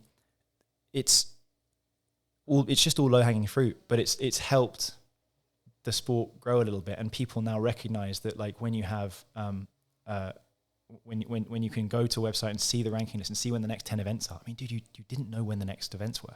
Like, you'd have to hear it on the wind. You're like listening, and there's like a breeze, and it's like, oh, it's in Italy in 5 weeks. Like, it was nonsense. If you don't know, you don't know. It's one of those things. It's Yeah. So now we just have that, and it's a good situation to where it's not perfect, but it can be built upon, and it needs more help, and we need people to support it. But the great thing is that generally all the organizers are behind it. They love that they feel to be a part of something greater than just the idea strength in numbers, dude. And more than the sum of its parts. Yeah. So it's something I'm very proud of that was, you know, something that I had a hand in. And I think that, you know, going forward, it could be a really big thing for the sport.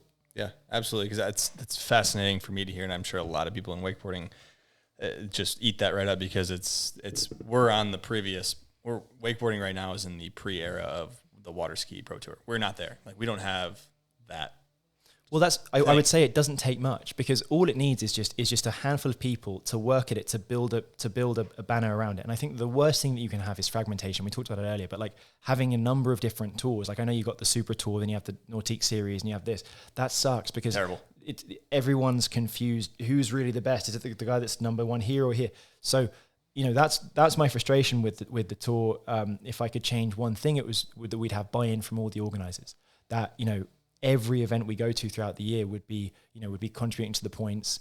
But there's people that don't want to be a part of it, which I think is it's wrong. It's a shame. You know, what first, you're not seeing the bigger pictures. Yeah, you know, and they have their reasons for not wanting to support it, which maybe means that they're not necessarily wanting the best for waterskiing. They want the best for their entity, whatever they're trying to control. Yeah.